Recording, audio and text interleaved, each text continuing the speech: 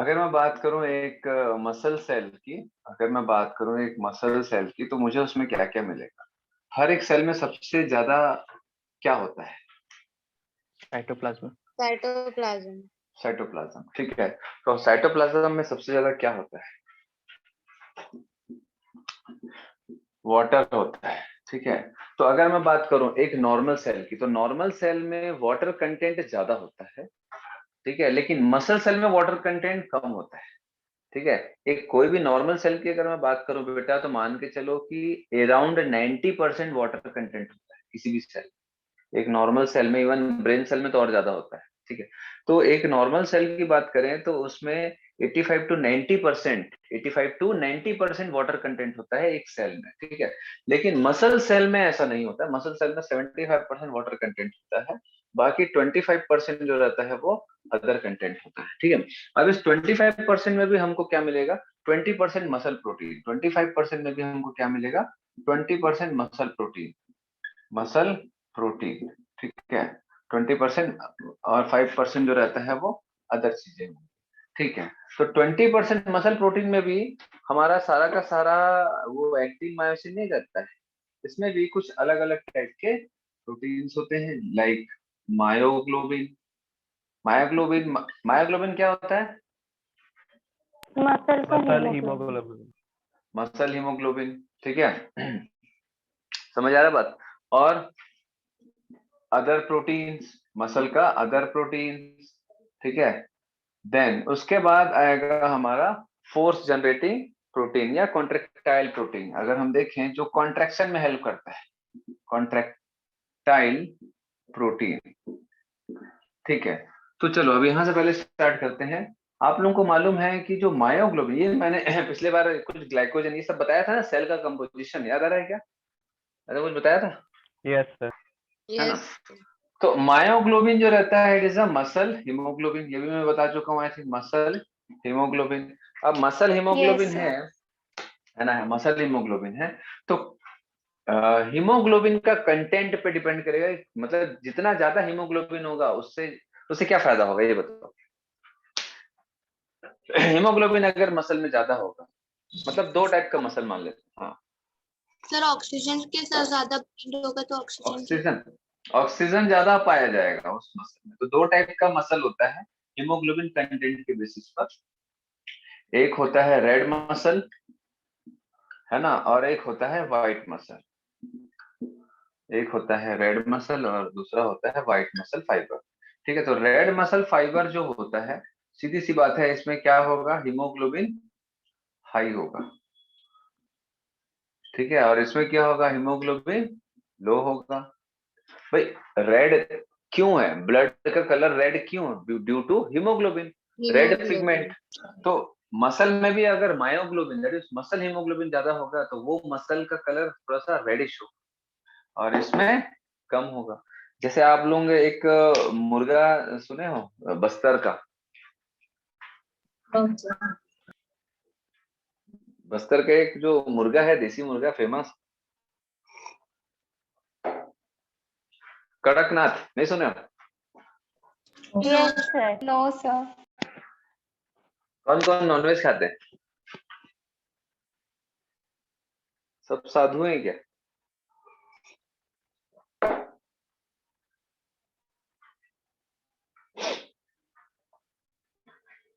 हम्म। तो भाई कड़कनाथ जो रहता है, ये हमारा बस्तर, या फिर बोलेंगे बेटा कि साउथ छत्तीसगढ़ के जो ट्राइबल एरियाज है ना, वहां पर ये स्पेशली पाए जाते हैं, और ये इसके जो मसल होते हैं वो रेड मसल होते हैं इसमें, ठीक है, मुर्गों में, ठीक है, जो कि बहुत न्यूट्रिशियस होता है। हीमोग्लोबिन कंटेंट ज्यादा है, मतलब आयरन ज्यादा है। आप कोई भी हीमोग्लोबिन कंटेंट खाएंगे आयरन नहीं, तो क्या होता है भैया, सीधी सी बात है, उसका हीमोग्लोबिन भी बढ़ेगा। तो पुराने जमाने में क्या होता था मालूम है? कई लोग, जैसे कि कई लोगों को बेटा खून की कमी होती थी, वीकनेस होता था, या फिर अ, खून की कमी, वीकनेस, पैरालिसिस, ये बहुत सारी जो कुछ कुछ प्रॉब्लम्स होती थी जो कि मेनली खून की कमी से या हीमोग्लोबिन की कमी से रिलेटेड होते थे कई बार। तो उनको कबूतर का खून या दूसरी चिड़िया का खून पिलाते थे, समझ आ रहा है बात? ठीक है, मुर्गे का खून पिलाते थे, देसी मुर्गे का बलि देके उसका खून पिलाते थे। तो ये मतलब ये सब जो बाबा बाबा लोग ऐसा करते थे, या पुराने जमाने के नीम हकीम लोग ऐसा स्टाइल, ऐसा इन लोगों का अलग स्टाइल रहता। तो मेनली इसका अगर साइंटिफिक तरीका देखें तो भैया खून में मेनली हीमोग्लोबिन होता है। हीमोग्लोबिन इंजेस्ट करेंगे तो आयरन कंटेंट बॉडी में बढ़ेगा। आपको ब्लड में जितना आयरन मिलेगा बाकी जगह बाकी चीजों से खाने से उतना नहीं मिलेगा। तो खून जैसे कि समझ रहे हो आप लोग, ठीक है? तो उसको खाया भी जाता है, क्लॉट हो जाता है, उसको सब्जी में डाल देते हैं ऐसा, या फिर उसको पिलाया जाता है सब्जी में डाल के उसका रस। तो ऐसा करते थे लोग। तो रेड मसल फाइबर में हीमोग्लोबिन कंटेंट हाई होगा, इसका मतलब है कि ऑक्सीजन कंटेंट हाई होगा। तो अब मुझे बताओ, इन दोनों में से एनारोबिक रेस्पिरेशन ज्यादा कौन कर सकता है? अगर दोनों में से, अगर दोनों मसल को बहुत ज्यादा यूज किया जाए, एक नॉर्मल कंडीशन से ज्यादा यूज किया जाए, तो किसमें ज्यादा एनारोबिक रेस्पिरेशन होगा मसल में? White muscle. व्हाइट मसल में, क्योंकि भैया हीमोग्लोबिन कंटेंट लो है तो ऑक्सीजन कैपेसिटी कम रहेगा, कम ऑक्सीजन होल्ड करके रखेगा, तो एनारोबिक रेस्पिरेशन करेगा। तो इस टाइप के मसल में मेनली जो रहता है बेटा, क्या होता है, लैक्टिक एसिड भर जाता है जल्दी से, क्योंकि एनारोबिक ब्रेकडाउन होता है मसल में, आपको मालूम है, अपन रेस्पिरेशन के समय देख चुके हैं। एनारोबिक रेस्पिरेशन जब भी होगा ग्लूकोज का, तो या तो एसिड बनेगा या अल्कोहल बनेगा। तो हमारे बॉडी में मसल में क्या बनता है? एसिड। कौन सा? Lactic acid. यहाँ पर लैक्टिक एसिड एक्युमुलेशन कम होता है, तो जिसमें लैक्टिक एसिड एक्युमुलेशन कम होगा, एरोबिक रेस्पिरेशन ज्यादा होगा, ज्यादा एनर्जी बनेगा एरोबिक रेस्पिरेशन से, तो रेड मसल ज्यादा जो रहता है, ज्यादा देर तक ज्यादा एफिशिएंटली काम कर पाएगा। तो जो एथलीट्स होते हैं ना, एथलीट्स, उन लोगों में थाई मसल, जनरली हमारी बॉडी में रेड मसल बहुत ज्यादा नहीं रहता है, ठीक है, लेकिन प्रैक्टिस करके हम मसल्स को रेड मसल के रूप में कन्वर्ट कर लेते हैं। ऐसा हो जाता है हमारी बॉडी में। तो जो एथलीट्स होते हैं, दौड़ते हैं या फिर और भी कोई फिजिकल एक्टिविटी करते हैं, तो उनकी बॉडी में स्पेशली थाई मसल में रेड मसल डेवलप हो जाता है। ठीक है, बहुत ज्यादा रेड नहीं होता है हमारे। इसीलिए आप दौड़ो ना बेटे, 1 किलोमीटर लगातार दौड़ो, फिर देखो दूसरे दिन पैर चलना मुश्किल हो जाएगा। लेकिन एथलीट जो रहते हैं घंटों दौड़ लगाते हैं, दिन भर दौड़ लगाते हैं, फिर भी पैर में दर्द नहीं होता। नहीं करते हैं एक्सरसाइज तो पैर में दर्द चालू हो जाता है। ठीक है, तो वो करना जरूरी है ब्लड सर्कुलेशन के लिए। समझ आ रहा बात? ये आप लोगों को हीमोग्लोबिन और रेड मसल और व्हाइट मसल का एक कॉन्सेप्ट छोटा सा है ये। Yes sir. Yes sir. चलिए, देन उसके बाद हम देखते हैं बेटा कॉन्ट्रेक्टाइल प्रोटीन। कॉन्ट्रेक्टाइल प्रोटीन भी 3 वैरायटी का होता है। एक होता है बेटा force generating protein.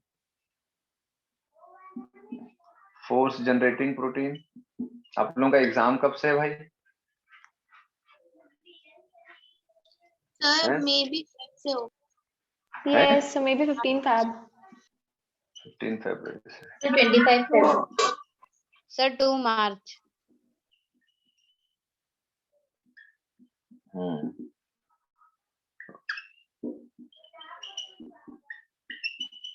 Sir, 25 Feb.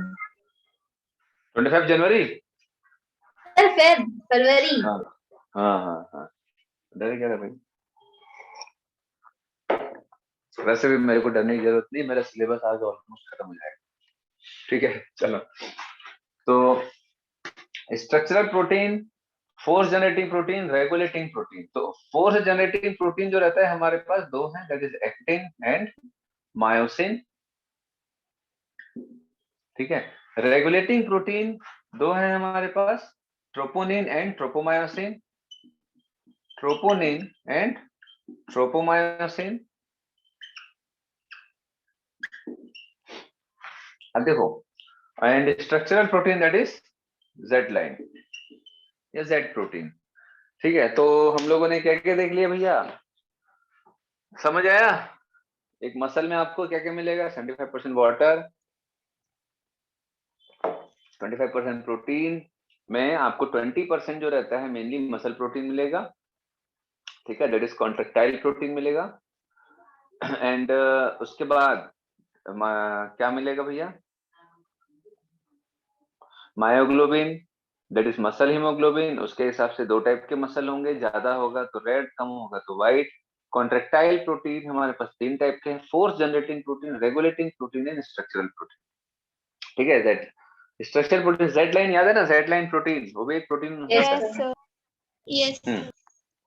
चलो अब हम लोगों को क्या देखना है, मेनली एक्टिन, मायोसिन, ट्रोपोनिन और ट्रोपोमायोसिन ये क्या होते हैं, इनका स्ट्रक्चर कैसे होता है।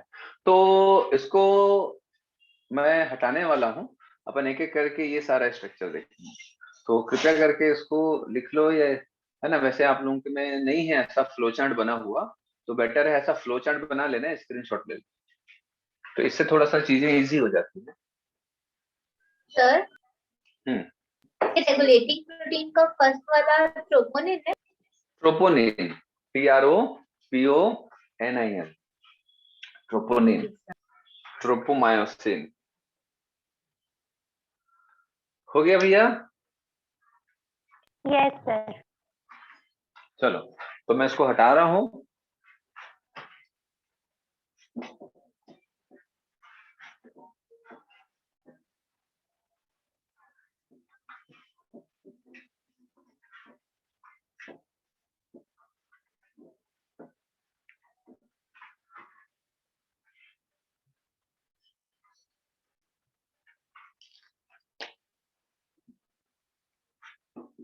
फिर हम लोग देखेंगे स्ट्रक्चर ऑफ कॉन्ट्रेक्टाइल प्रोटीन। अभी हम लोगों ने कॉन्ट्रेक्टाइल प्रोटीन देखा ना, क्या क्या था, बोलो भाई। अरे Force भैया, generating protein, Force generating, regulating regulating, protein, structural protein. हाँ, तो स्ट्रक्चरल प्रोटीन, तो 3 टाइप के हम लोगों ने प्रोटीन देखा, तो उसमें हम लोग कॉन्ट्रेक्टाइल प्रोटीन दिख रहे हैं।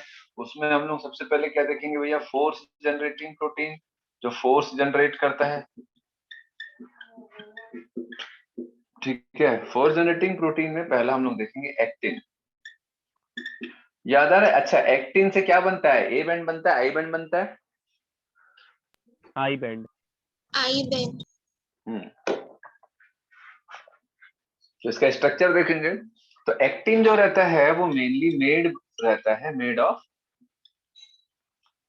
Globular protein, made of chain of globular protein. तो अगर मैं देखूं कि भाई ऐसा ये ग्लोब्युलर प्रोटीन है, एक है ना, गोल गोल दिख रहा है, इट इज ग्लोब्युलर प्रोटीन। ऐसा डबल हेलिकल होता है। डबल हेलिकल समझते हो आप लोग? 2 मोतियों की माला को एक यस साथ सर। लपेट दो। दो, जैसे बेटा इमेजिन करो 2 मोतियों की माला है, उसको ऐसा लपेट दो, तो जैसा स्ट्रक्चर दिखेगा लगभग लगभग वैसा ही माइक्रोस्कोपिक स्ट्रक्चर होता है एक्टिन प्रोटीन का। तो जो मोती होते हैं वो मान लो ग्लोबुलर प्रोटीन है, और हर एक प्रोटीन जो रहता है एक दूसरे से जुड़े हुए रहते हैं। देन दूसरी चीज, ये हर एक जो ग्लोबुलर प्रोटीन होता है that is known as G actin. G actin, और जी एक्टिन की जो चेन होती है, इस चेन को हम क्या बोलते हैं, F actin. F for filament, F for filament. तो ये एक और चेन है, चेन ऑफ एफ एक्टिन।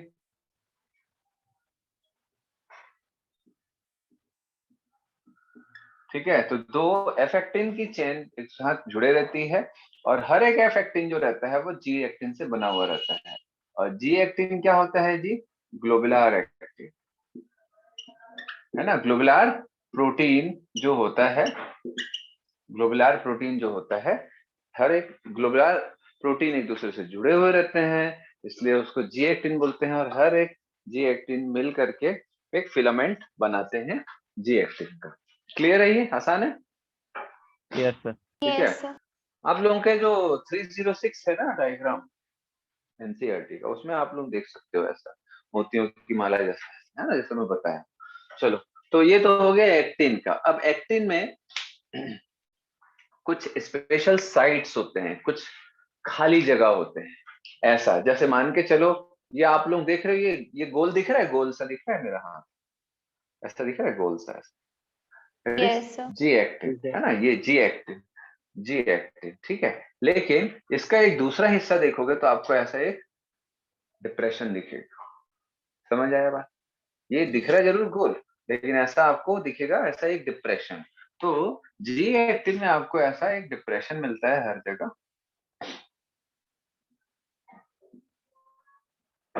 समझ गया क्या? हाँ, यस सर। Yes, sir. ऐसा है ना भाई। ये ऐसा। तो ये जो एक स्पेस है बेटा, है ना, खाली जगह, जैसे ये जी एक्टिन है तो इसका एक खाली जगह है, उसको बोलते हैं active site, active site of actin. तो मैं जब भी बोलूंगा तो एक्टिव साइट बोलूंगा, ठीक है। तो एक्टिव साइट ऑफ एक्टिन, अब ये क्यों होता है, तो मायोसिन इससे अटैच होता है। अभी हम मायोसिन का स्ट्रक्चर देखेंगे। चलो, तो अब देखते हैं बेटा मायोसिन।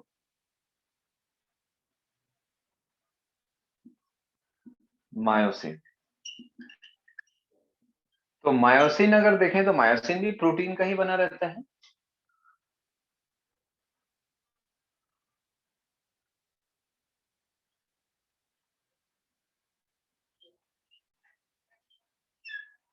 तो मायोसिन जो रहता है वो दो स्ट्रक्चर से बनता है, एक टेल से बनता है और एक हेड से बनता है।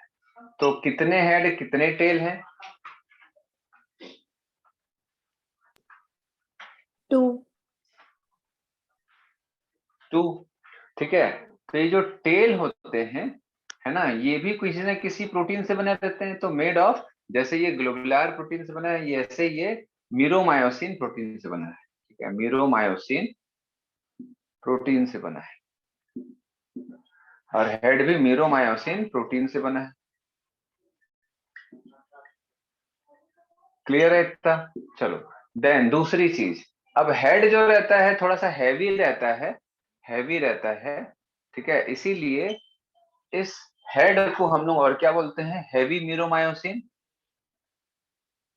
Heavy meromyosin, because of myosin, meromyosin protein. And tail जो रहता है लाइट होता है, इसलिए इसको बोलते हैं लाइट मीरोमायोसिन, ठीक है। तो इसका अगर हम शॉर्ट में देखें, शॉर्ट में देखें तो LMM बोलते हैं इसको, और इसको शॉर्ट में देखें तो HMM बोलते हैं, heavy meromyosin, light meromyosin. Clear है ये? तो HMM LMM क्या होता है, इसको आपको मालूम होना जरूरी है। देन दूसरी चीज अगर देखें, ये जो हेड है, ये जो हेड है, ये दो हेड है, दो लाइट चेन है, दो हैवी हेड है। तो हर एक हेड में, एक मिनट,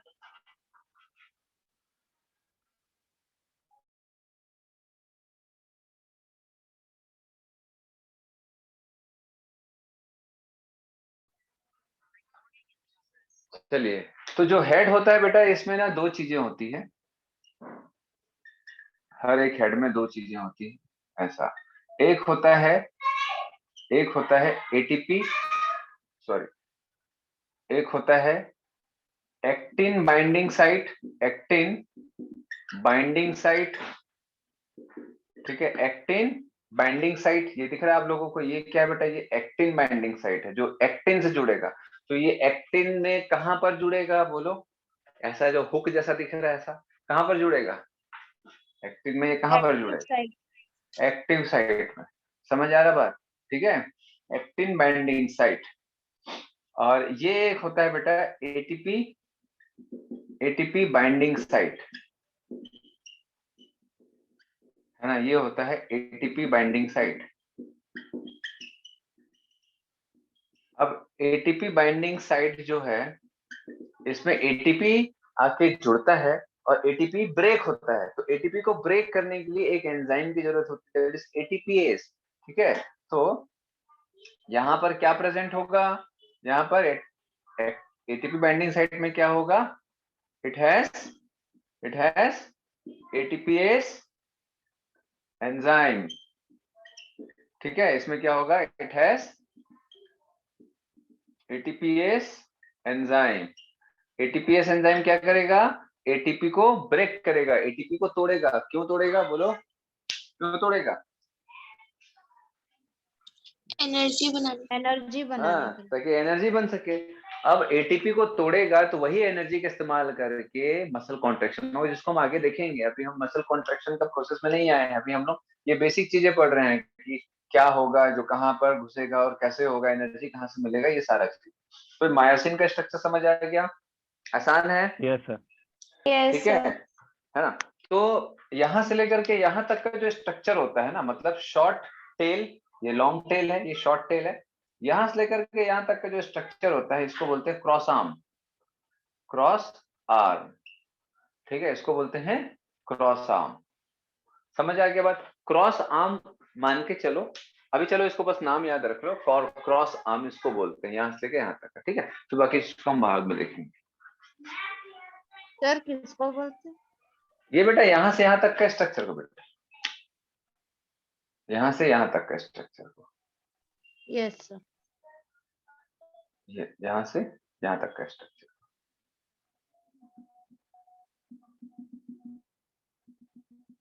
समझ गया? इतना हिस्से मानसिक क्रॉस आर्म क्लियर है? हटा दूं? Yes sir, sir. एक मिनट। आपको ऐसा नहीं लग रहा मैं कुछ डायग्राम बहुत सुंदर बना रहा हूँ आज? Yes sir. Yes yes sir. Yes sir.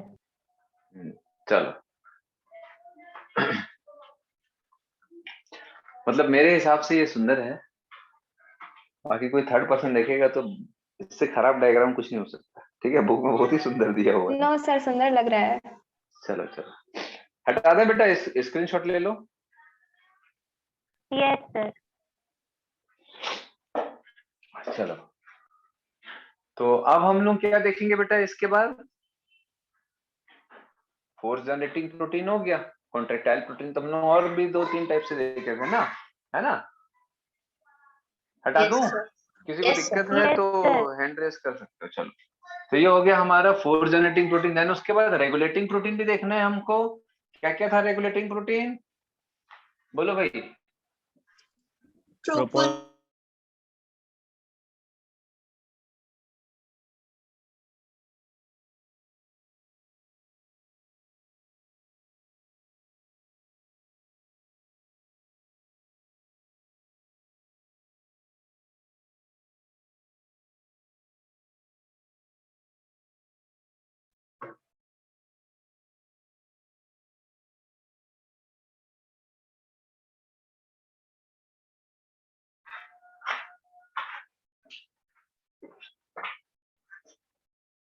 पापा, दादी ने ना जानबूझ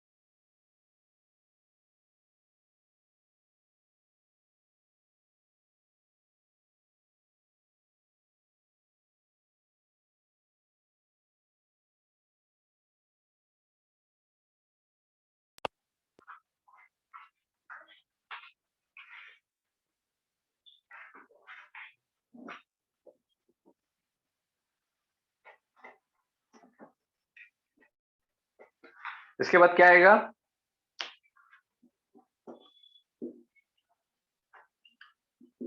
मेरी आवाज आ रही है? Yes yes sir. Regulating protein. Regulating protein में क्या आएगा? ट्रोपोनिन, ठीक है, ट्रोपोनिन। अब ट्रोपोनिन क्या होता है ध्यान से समझेंगे, ठीक है, कि ये ये एक प्रोटीनस स्ट्रक्चर है जिसमें 3 साइड्स होते हैं, ठीक है। एक साइड में क्या अटैच रहेगा?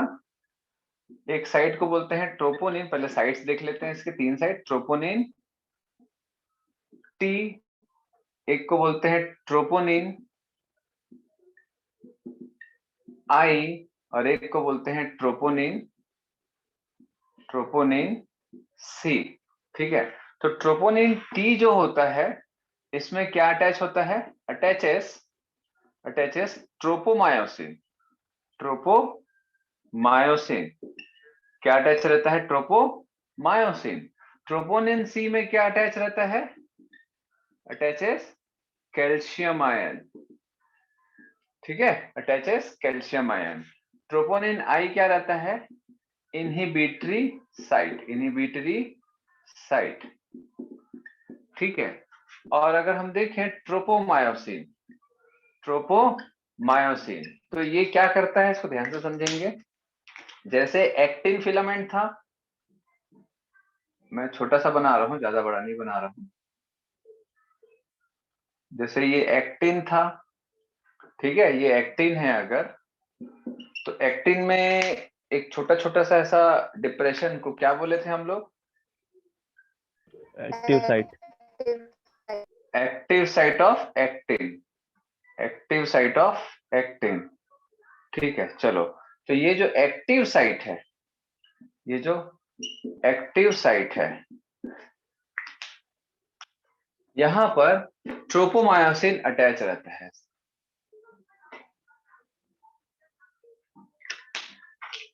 यहां पर ट्रोपोमायोसिन ऐसा अटैच रहता है। ट्रोपोमायोसिन इसके अंदर ऐसा अटैच रहता है। यहां पर ट्रोपोमायोसिन ऐसा अटैच रहता है। ट्रोपोमायोसिन। तो बेटा जब मसल कॉन्ट्रैक्ट नहीं होता है, तो नहीं होने का कारण एक्चुअल में यही होता है कि ट्रोपोमायोसिन जो रहता है एक्टिव साइट में अटैच रहता है। तो एक्टिव साइट के साथ में जनरली ड्यूरिंग मसल कॉन्ट्रैक्शन क्या अटैच होना चाहिए? मायोसिन का हेड। याद है मैंने बताया था actin binding site of myosin. तो मायोसिन का जो एक्टिन बाइंडिंग साइट था वो अटैच होता है इस एक्टिव साइट ऑफ एक्टिन से, तो ही मसल का कॉन्ट्रैक्शन होता है। तो अगर मैं इस जगह को ट्रोपोमायोसिन से कवर कर दूं, ऐसा, ये ट्रोपोमायोसिन है, ये एक्टिव साइट ऑफ एक्टिन है, तो active site of actin is covered with tropomyosin. तो इस कंडीशन में मायोसिन जो रहता है इस एक्टिव साइट में अटैच नहीं हो पाता, जिसके कारण मसल कॉन्ट्रैक्शन नहीं होता है। यहां तक बेसिक समझ लो। ठीक है, यहां तक समझ आया बात? Yes sir. है ना? Yes, sir. तो ये जो ट्रोपोनिन है ये कहाँ रहता है फिर? तो ट्रोपोनिन भी इस एक्टिन के पूरे सरफेस के सराउंडिंग में रहेगा। ठीक है, तो अब हम देखेंगे यहाँ पर ये हमारा क्या है भैया, ये हमारा क्या है? ये हमारा है ट्रोपोनिन। ये हमारा है ट्रोपोनिन, ये ट्रोपोनिन है। तो ट्रोपोनिन का 3 साइट है। तो पहला साइट किससे अटैच है? ट्रोपोमायोसिन से। ठीक है, फिर इसका 2 साइट और होगा ऐसा। समझ आया बात? क्लियर है? ये 2 साइट और होगा ऐसा। 3 सब यूनिट्स होते हैं, तो 2 सब यूनिट और होगा। तो जो ट्रोपोनिन है उसका एक सब यूनिट से क्या अटैच होगा? ट्रोपोमायोसिन। तो ये देख रहे हो आप लोग, ये क्या है बेटा? ये ट्रोपोनिन है, ये ट्रोपोनिन है। तो ट्रोपोनिन जो प्रोटीन होता है उसके 3 सब यूनिट होते हैं, 3 साइट्स होते हैं। एक साइट से क्या अटैच है? ट्रोपोमायोसिन। और ट्रोपोमायोसिन जो रहता है वो इस एक्टिव साइट से ऐसा अटैच है। ठीक है, अब बाकी जो 2 जगह है वो मैंने बता दिया है, तो इसको मैं ड्यूरिंग मसल कॉन्ट्रैक्शन के समय बताऊंगा। चलो, ये हो गया, स्ट्रक्चर समझ आ गया ये आप लोगों को, ये सारा चीज है ना? इसको स्क्रीनशॉट ले लो। सर हाँ बोलो। सर जब मसल कॉन्ट्रैक्शन नहीं होता है तो नॉर्मल कंडीशन में एक्टिव साइट में ट्रोपोमायोसिन रहेगा। हाँ, अभी बताऊंगा ना बेटा। अभी ये इतना बेसिक समझ गया ना अपन? Yes sir. सर वो ट्रोपोनिन ट्रोपोमायोसिन से अटैच है कि sir active site of actin से अटैच है? कौन बेटा, कौन? ट्रोपोनिन। ट्रोपोनिन ट्रोपोमायोसिन से अटैच है और tropomyosin active site of actin से अटैच है। ये कुछ इस तरीके का देखना, ठीक है। अब देखना ड्यूरिंग रिलैक्सेशन ऑफ मसल, मतलब जब मसल कॉन्ट्रैक्ट नहीं कर रहा है तब क्या होगा। तो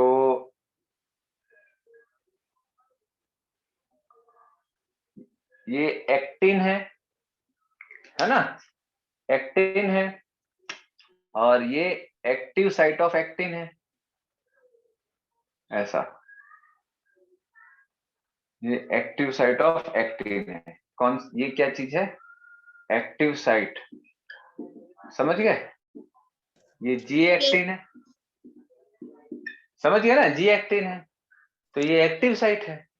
तो ड्यूरिंग मसल रिलैक्सेशन क्या होगा कि ऐसा ट्रोपोमायोसिन जो रहता है वो अटैच रहेगा ट्रोपोनिन आई, ठीक है, और ये क्या है, ट्रोपोनिन टी, ये क्या है, ट्रोपोनिन सी, ठीक है। तो अब आप देख सकते हो ये क्या चीज है बेटा, ये ट्रोपोनिन। तो ट्रोपोनिन किससे अटैच है भैया, ये क्या है, ट्रोपोमायोसिन ट्रोपोमायोसिन। और ट्रोपोमायोसिन कहां पर अटैच है, active site. Active site of actin. तो मसल कॉन्ट्रैक्शन के समय ये उसमें रहेगा, इसीलिए मसल कॉन्ट्रैक्शन नहीं हो पाता। और मसल रिलैक्सेशन के समय क्या होगा, सॉरी रिलैक्सेशन के समय ये क्या बोलते हैं, ये स्ट्रक्चर ऐसा अटैच रहेगा एक्टिव साइट में, इसीलिए मसल कॉन्ट्रैक्शन नहीं होता। तो मसल कॉन्ट्रैक्शन के समय क्या होगा, मसल कॉन्ट्रैक्शन के समय ये हट जाना चाहिए, इसको हट जाना चाहिए। तो ये एक्टिव साइट ऑफ एक्टिन है, ऐसा। तो अब ट्रोपोनिन ऐसा हट जाएगा, ट्रोपोनिन आई, ट्रोपोनिन सी, और ये क्या है, ट्रोपोनिन टी, ये इधर ऐसे हट गया, शिफ्ट हो गया। समझ आया, नहीं दिख रहा है क्या नीचे का, नो सर। अब देखो, दिख रहा है, यस सर। हाँ।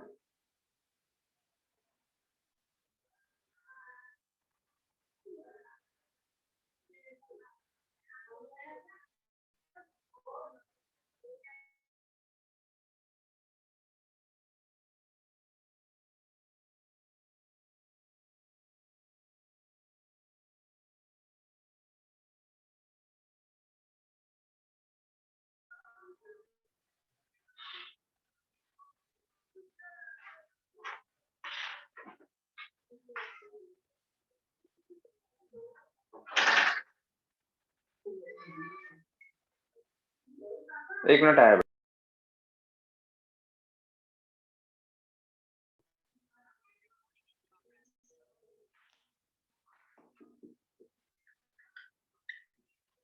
मैकेनिज्म ऑफ मसल कॉन्ट्रैक्शन,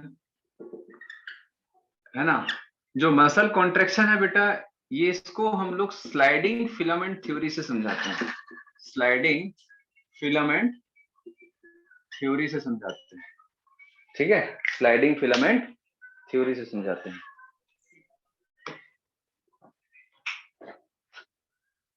चलो, तो सबसे पहले तो हम लोग जो स्ट्रक्चर देखे थे वही स्ट्रक्चर को हम यहाँ पर डिस्कस करते हैं। लाइक जैसे एक सेल है, हम लोगों ने देखा था कि इस सेल में बहुत सारे बेंडिंग पैटर्न्स मिलते हैं, याद आ रहा है आप लोगों को, मैंने ऐसा बताया था कुछ कुछ, याद है?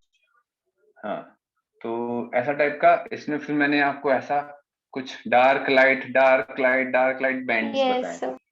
है ना। तो अच्छा, जो इसका जो एक यूनिट होता है मसल कॉन्ट्रैक्शन का, है ना, क्या बोलते हैं उसको हम लोग, unit of sarcomere. Muscle, sarcomere. तो सार्कोमियर जो है ये यहाँ से लेकर के यहाँ तक के स्ट्रक्चर को ही हम सार्कोमियर बोलते हैं, जहां पर एक लाइट, दो लाइट और एक डार्क बैंड दिख रहा है। याद आ रहा है आप लोगों को, यस सर। यस है यस ना। सर। तो ये क्या है भैया, सार्कोमियर, दिख रहा है ना, सार्कोमियर। समझ आ रहा है ना आप लोगों को, मैंने छोटा बहुत छोटा यस बनाया सर। हूँ क्योंकि अभी यहाँ पर अपने को बहुत सारा स्पेस चाहिए। जनरली अपन क्लास में जो हम लोग बोर्ड यूज करते थे, मतलब जनरली मुझे जो अच्छा लगता था वो या तो डबल बोर्ड या तो इससे काफी बड़ा बोर्ड। ठीक है, तो डायग्राम मस्त लेफ्ट टू राइट ऐसे जाते थे एकदम बड़ा सा। ठीक है, तो यहाँ पर क्या चीजें उतनी पॉसिबल नहीं है, बट ठीक है, अकॉर्डिंग टू कंडीशन हर चीज को मैनेज करना चाहिए। तो ये सार्कोमियर है। अब इस सार्कोमियर का अगर हम लोग स्ट्रक्चर देखें ऐसा, तो कुछ इस तरीके का था हमारा। चलो,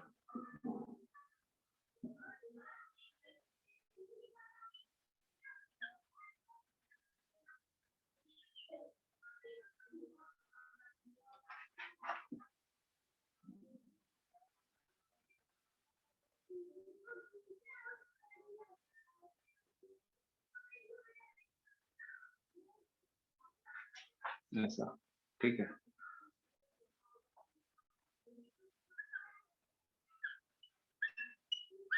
ऐसा।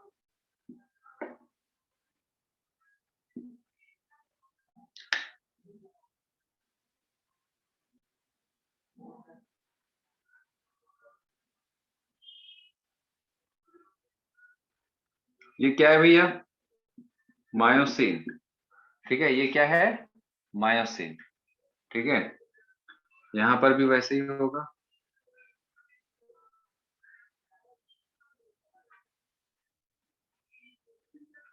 ठीक, इधर भी होगा, ये ऐसा है ना, इधर भी होगा ऐसा, और यहाँ भी मायोसिन होगा, यहाँ भी मायोसिन होगा। ठीक है, चलो, तो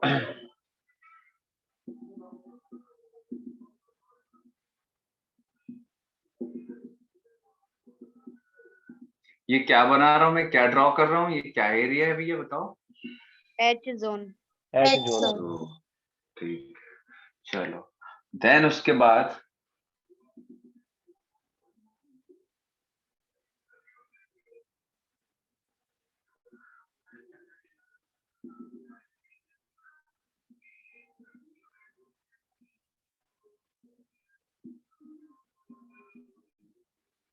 ये क्या एरिया ड्रॉ कर रहा हूँ भैया मैं, ये ए बैंड। A हाँ, ये क्या है? ये यहाँ से यहाँ, ये ए बैंड है? I I band. I band. I band है भैया, बैंड मत बजाओ इसकी। बैंड गलत बता रहे हो। ठीक सर है, वो बीच और वाला लग रहा सर। हाँ, ये क्या है? लाइन खींच रहा हूँ ना बेटा। हाँ, ये क्या है? A band. A A band. band. A band. अब ये आप लोगों को एकदम आसानी से समझ आ रहा होगा, पहले थोड़ा सा एकदम हौस पौस था, है ना? Yes, sir. Yes sir. Yes. Yes, sir. उस समय अपने को समझाने के लिए वैसा बनाना पड़ता है, वो बड़ा डायग्राम है। ठीक है, चलो, तो अब बात यह है कि मायोसिन के बहुत सारे ऐसे हेड्स होते हैं बेटा, मायोसिन के ऐसे हेड निकले हुए होते हैं, क्रॉस आर्म। ठीक है, मायोसिन का ऐसा क्रॉस आर्म निकला हुआ रहता है, मायोसिन का क्रॉस आर्म निकला हुआ रहता है, ऐसा क्रॉस आर्म निकला हुआ रहता है। तो अगर आप देख सकते हो, ये जो क्रॉस आर्म है भैया, ये ऐसा बना हुआ रहता है कि इसमें फिट हो सके, और फिट होकर के ऐसा इसको सेंटर की तरफ खींचे, फिट होके ऐसा सेंटर की तरफ खींचे। लेकिन मैंने यहाँ पर मैं क्या बता रहा हूँ, mechanism of muscle contraction, mechanism of muscle contraction. तो अब अगर मैं आपसे पूछूं मसल कॉन्ट्रैक्शन नहीं हो रहा है, तो ये जो एक्टिव साइट है ये किससे कवर्ड है भैया? ये जो एक्टिव साइट है ये किससे कवर्ड है? एक्टिव साइट किससे कवर्ड है? जल्दी बताओ, इससे जल्दी बताओ। ट्रोपोमायोसिन। तो मैं यहाँ पर, मेरे पास कलर नहीं है, रेड कलर था, बट ट्राई करता हूँ शायद चल जाए। फंगस लग गया है पूरा इसमें, रेड और इसमें ग्रीन में। चलो, कोई बात नहीं। तो मैं यहाँ पर ऐसा एक गोला बना दे रहा हूँ। व्हाट इज दिस गोला? क्या है भैया? बोलो। ट्रोपोमायोसिन। ठीक है, ये क्या है? ट्रोपोमायोसिन। और इसके साथ में क्या अटैच है इधर? Troponin. है समझ आ गई बात आप लोगों को? ट्रोपोनिन, ये ट्रोपोनिन Yes. याद आ रहा है? अभी थोड़ी देर पहले डायग्राम बनाया था, इसीलिए बनाया था वो। ठीक है, यहाँ पर मैं बहुत ज्यादा नहीं बनाना पड़े। तो ये क्या अटैच है भैया? Tropomyosin on active site. ठीक है, तो ये जो स्ट्रक्चर है ये मसल कॉन्ट्रैक्शन को दिखा नहीं रहा है, ये मसल कॉन्ट्रैक्शन नहीं हो रहा है। ठीक है, मसल कॉन्ट्रैक्शन नहीं हो रहा है। तो चलो अब मसल कॉन्ट्रैक्शन स्टार्ट करना है, तो मसल कॉन्ट्रैक्शन स्टार्ट करना है तो इसका सिग्नल कहाँ से आएगा? जल्दी बताओ, कहाँ से आएगा सिग्नल? न्यूरॉन मसल से। सीएनएस है ना, सीएनएस के थ्रू सिग्नल जनरेट होगा, दैट इज इम्पल्स। याद आ रहा है आप लोगों को? ठीक है, इम्पल्स Yes. जनरेट Yes, होगा। sir. ये जो इम्पल्स है न्यूरॉन्स के थ्रू जाएगा बेटा, ये जो इम्पल्स है न्यूरॉन्स के थ्रू जाएगा। तो ये मैंने क्या बनाया है? ये क्या है? न्यूरॉन। ठीक है, अब न्यूरॉन है और ये एक मसल सेल है, ये एक मसल सेल है। ये क्या है? मसल सेल है। ठीक है, तो मसल सेल में ऐसा क्या होता है जो न्यूरॉन के सिग्नल को रिसीव करेगा? पिछले क्लास में बताया था, जल्दी बताओ। Receptors. रिसेप्टार्स। ये ऐसा क्या है भैया? ये ब्लू कलर में ऑल आर रिसेप्टार्स, रिसेप्टार्स। ठीक है, अच्छा न्यूरॉन से क्या रिलीज होगा? यहाँ पर न्यूरॉन से क्या रिलीज होगा? न्यूरोट्रांसमीटर। Neurotransmitters. याद है यहाँ पर क्या रिलीज होगा? न्यूरोट्रांसमीटर। तो ये यहाँ पर क्या रिलीज होगा? न्यूरोट्रांसमीटर। कौन सा न्यूरोट्रांसमीटर हम लोगों ने देखा है? ACH. ACH. ACH। ठीक है, तो अब देखो सीएनएस से इम्पल्स आया, तो ये इम्पल्स क्या है भैया? करंट है ना? करंट है, इलेक्ट्रिकल सिग्नल है ना, इलेक्ट्रिकल सिग्नल है, इलेक्ट्रिकल सिग्नल है। ये इलेक्ट्रिकल, यहाँ भी इलेक्ट्रिकल सिग्नल होगा, ये इलेक्ट्रिकल सिग्नल जा रहा है, इलेक्ट्रिकल सिग्नल जा रहा है। अब एसीएच के थ्रू ये किस टाइप का सिग्नल देगा? इलेक्ट्रिकल या केमिकल? Chemical. Chemical. ये केमिकल सिग्नल है, केमिकल सिग्नल है। आसान है ये, बोलो कड़ी है Yes, sir. Yes, sir. ना? केमिकल सिग्नल है, बोलो, है ना? केमिकल सिग्नल है। Yes, sir. ये सब हम देख चुके हैं बेटा पहले। चलो, तो केमिकल सिग्नल है। अब इस एसीएच को रिसीव कौन करेगा?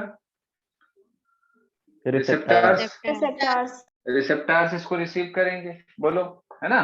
तो Yes, जैसे ही रिसेप्टर जो रहता है इस एसीएच को रिसीव करेगा। अच्छा, इससे पहले जो न्यूरॉन होगा वो न्यूरॉन से एसीएच यहाँ आएगा, और जैसे एसीएच यहाँ आएगा तो कैसे आएगा? एसीएच जो रहता है निकलेगा कैसे? वेसिकल्स से। तो वेसिकल्स याद होगा नर्वस सिस्टम में, वेसिकल कब रप्चर होगा? जब उसमें कैल्शियम का इन्फ्लक्स होगा। तो कैल्शियम जो रहता है वो कहाँ से? बाहर से न्यूरॉन के अंदर जाएगा, और वो कैल्शियम जो रहता है वो, एक मिनट,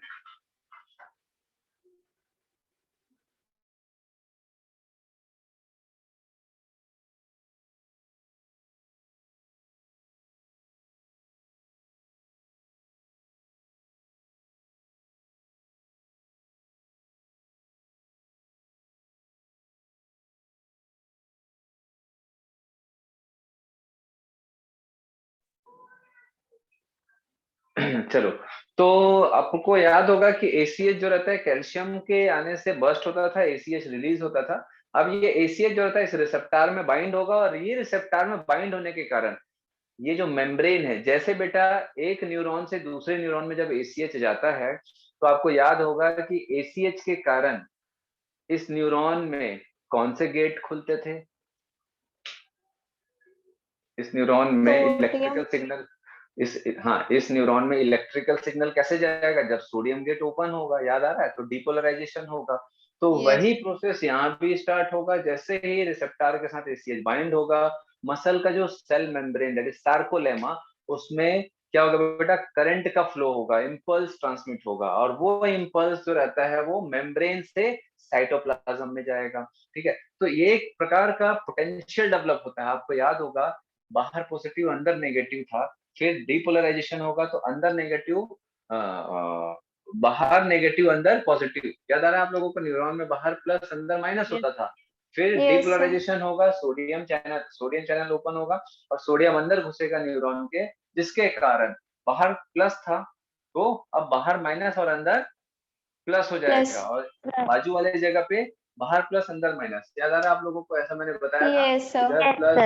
है Yes. ना, इधर माइनस है, तो फिर एक जगह पे क्या होगा, एक पॉइंट पे ये रिवर्स पोलैरिटी आ जाएगी, और पोलैरिटी रिवर्स होने के कारण क्या होगा बेटा, इलेक्ट्रॉन का फ्लो होगा ऐसा, ठीक है, और करंट का फ्लो ऐसा हो जाएगा।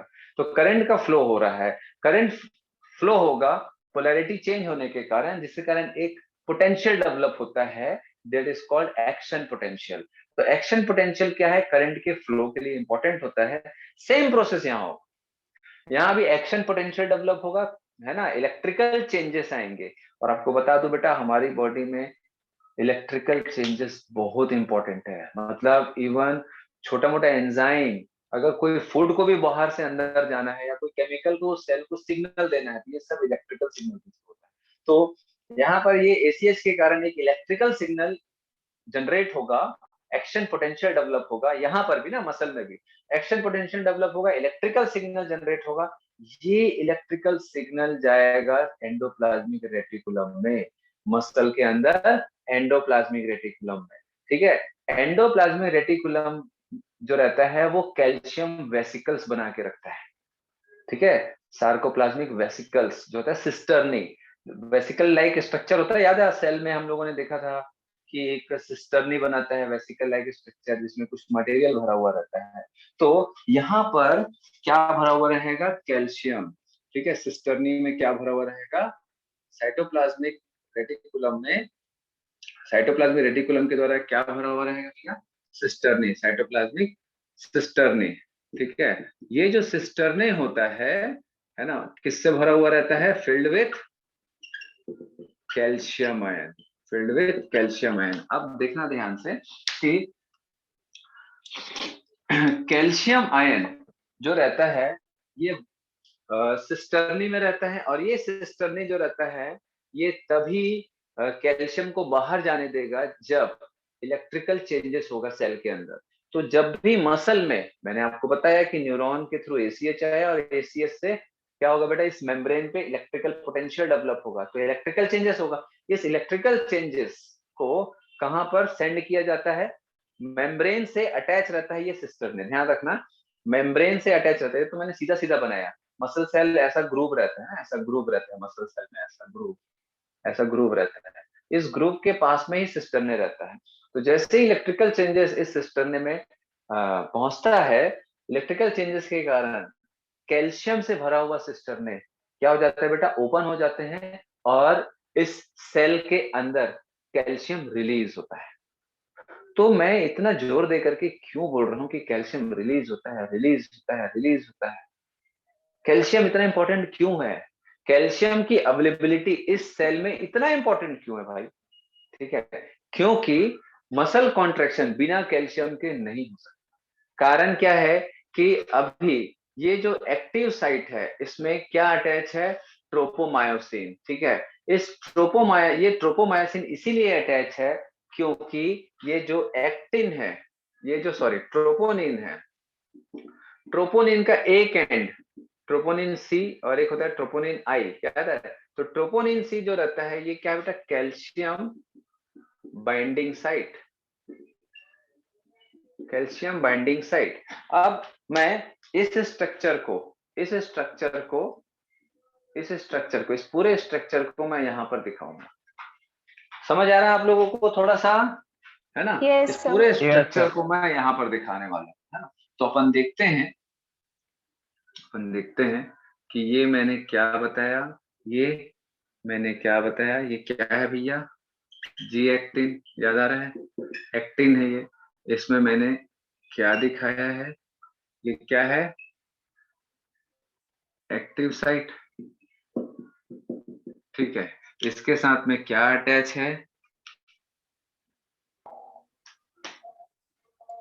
बोलो, ट्रोपोमायोसिन। ट्रोपोमायोसिन, ठीक है, ट्रोपोमायोसिन समझ आ ही जाएगा इतने में, ठीक है। ये ट्रोपोमायोसिन जो रहता है ये अटैच किससे रहता है,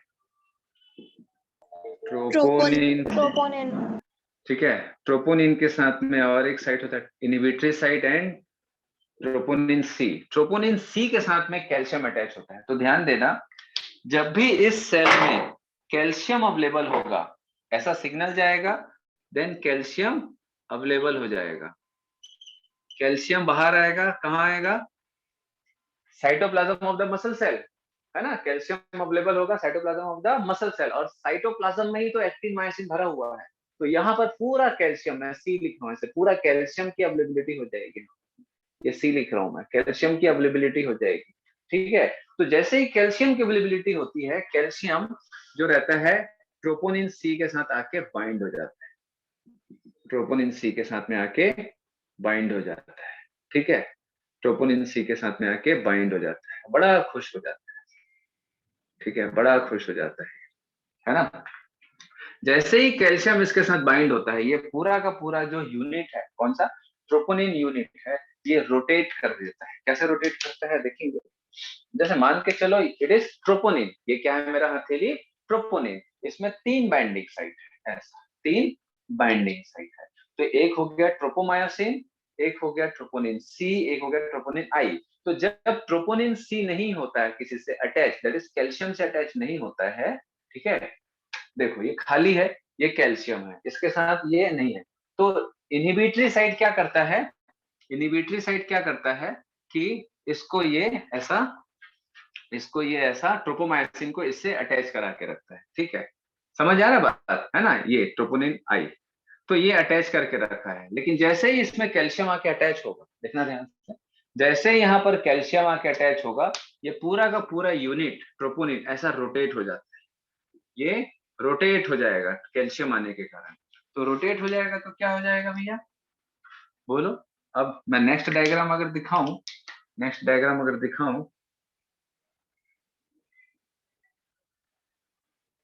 तो क्या हो जाएगा?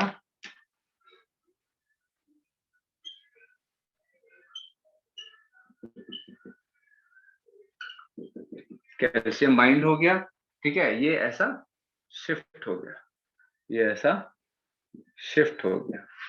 क्लियर हो रहा है diagram? Yes, Yes, sir. sir. समझ आ गया बात, ठीक है। तो कैल्शियम से क्या फायदा हुआ?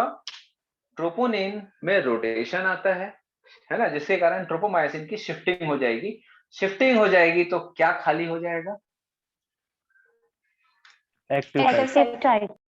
अब जैसे ही यहाँ पर कैल्शियम आया, जैसे ही यहाँ पर कैल्शियम आया, तो क्या हो जाएगा भैया?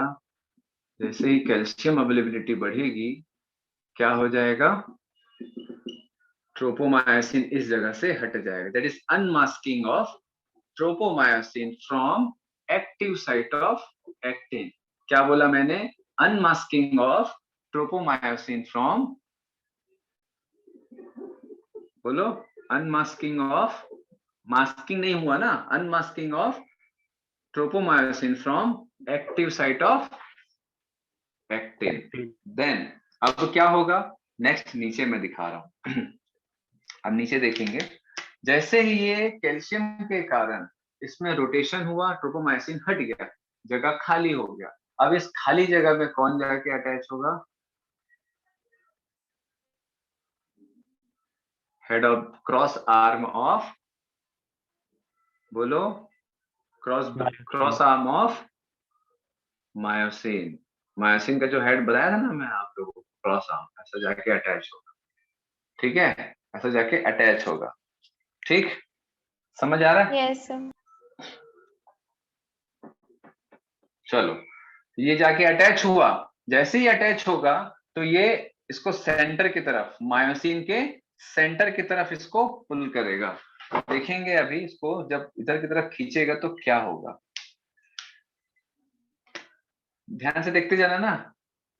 ये क्या दिखा रहा हूं? आफ्टर कैल्शियम आयन अवेलेबिलिटी, ठीक है, after calcium ion availability. Clear हो रहा है ये? आफ्टर कैल्शियम आयन अवेलेबिलिटी, ये ऐसा हो जाएगा। Yes, sir. Then muscle contraction को हम दिखाएंगे यहाँ पर, मसल कॉन्ट्रैक्शन। Muscle contraction. तो मसल कॉन्ट्रैक्शन में क्या होगा वो देखेंगे।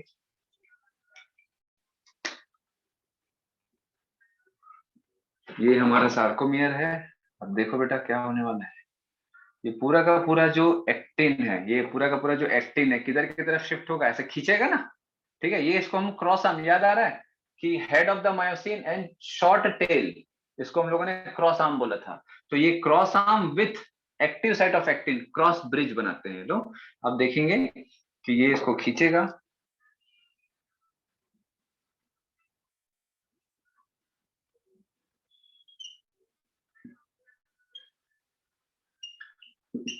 मायोसिन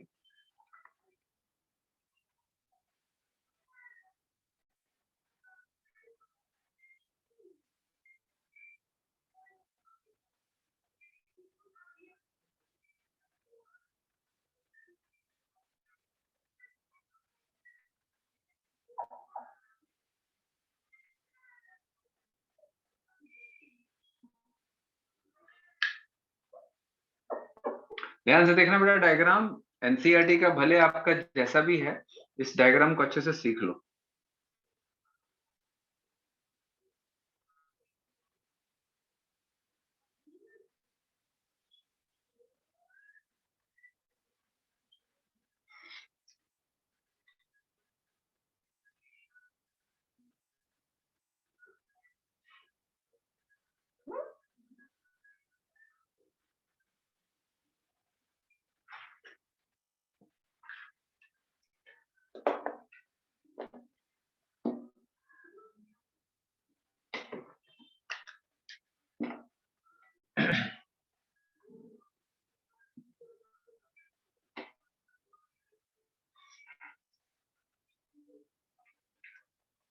समझ आया?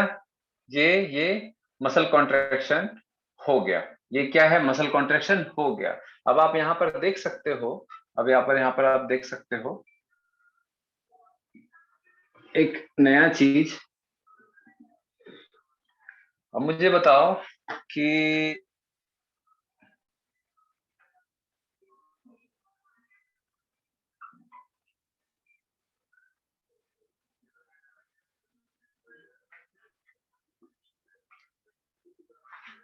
अब मैं यहाँ पर एक लाइन खींच रहा हूँ, ध्यान देना। ये लाइन क्या है बताना आप।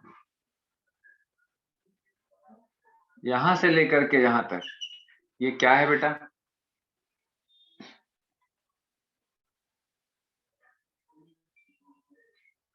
क्या है ये बताओ? सार्कोमियर। सार्कोमियर। सार्कोमियर है, याद आ रहा है? यस। यही तो मैंने पहले बताया था, Yes, ये sir. सार्कोमियर है ना। ये यहाँ से यहाँ तक एक सार्कोमियर है। अब देखो सार्कोमियर, देखो मसल कॉन्ट्रैक्शन में सार्कोमियर। अब ये यहाँ से यहाँ तक क्या है? यहाँ से यहाँ तक क्या है? सार्कोमियर। अब ये सार्कोमियर है। अब ये सार्कोमियर।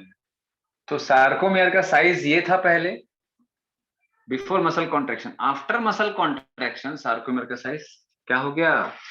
बोलो क्या हो गया? डिक्रीज। डिक्रीज हो गया। ये क्या था भैया? ये क्या था? H zone. ये क्या था? एच जोन था। कहाँ गया एच जोन? एच जोन क्या Yes, था? sir. गायब। ये एक्टिन के बीच का था ना। ये दो एक्टिन है, ये आई बैंड है ना। Yes, sir. दो एक्टिन के बीच का जो स्पेस था वो क्या था? H zone. एच जोन कहाँ गया? ये तो एक्टिन घुस गया इसके अंदर, शिफ्ट हो गया ना। ये तो एक्टिन घुस गया इसके अंदर, शिफ्ट हो गया। Yes. देखो ये शिफ्ट हो गया ना, एक्टिन शिफ्ट हो गया। यहाँ से ऐसा शिफ्ट हो गया, पहले यहाँ तक था एक्टिन Yes, ऐसा। sir. अब ये उधर जा रहा है ना, खिंचा गया। ये इसको ऐसे खींच दिया, ये उसको सब किधर की तरफ खींचेगा? ये इधर की तरफ खींचेगा, है ना। दिख रहा है ना डायग्राम में? ये इसको ऐसा बीच के सेंटर की तरफ खींच रहा है, तो सेंटर की तरफ खींचेगा तो दोनों एक्टिन कहाँ आ गया? बिल्कुल सेंटर की तरफ। सेंटर की तरफ आ गया तो अब ये जो एच जोन इतना बड़ा था, ये इतना छोटा हो गया। ये एच जोन हो गया। लगभग एकदम ही गायब हो जाता है ना, एच जोन डिक्रीज हो जाता है या रेड्यूस्ड फॉर्म में रहता है। समझ आया बात? ठीक है, तो एच जोन मसल कॉन्ट्रैक्शन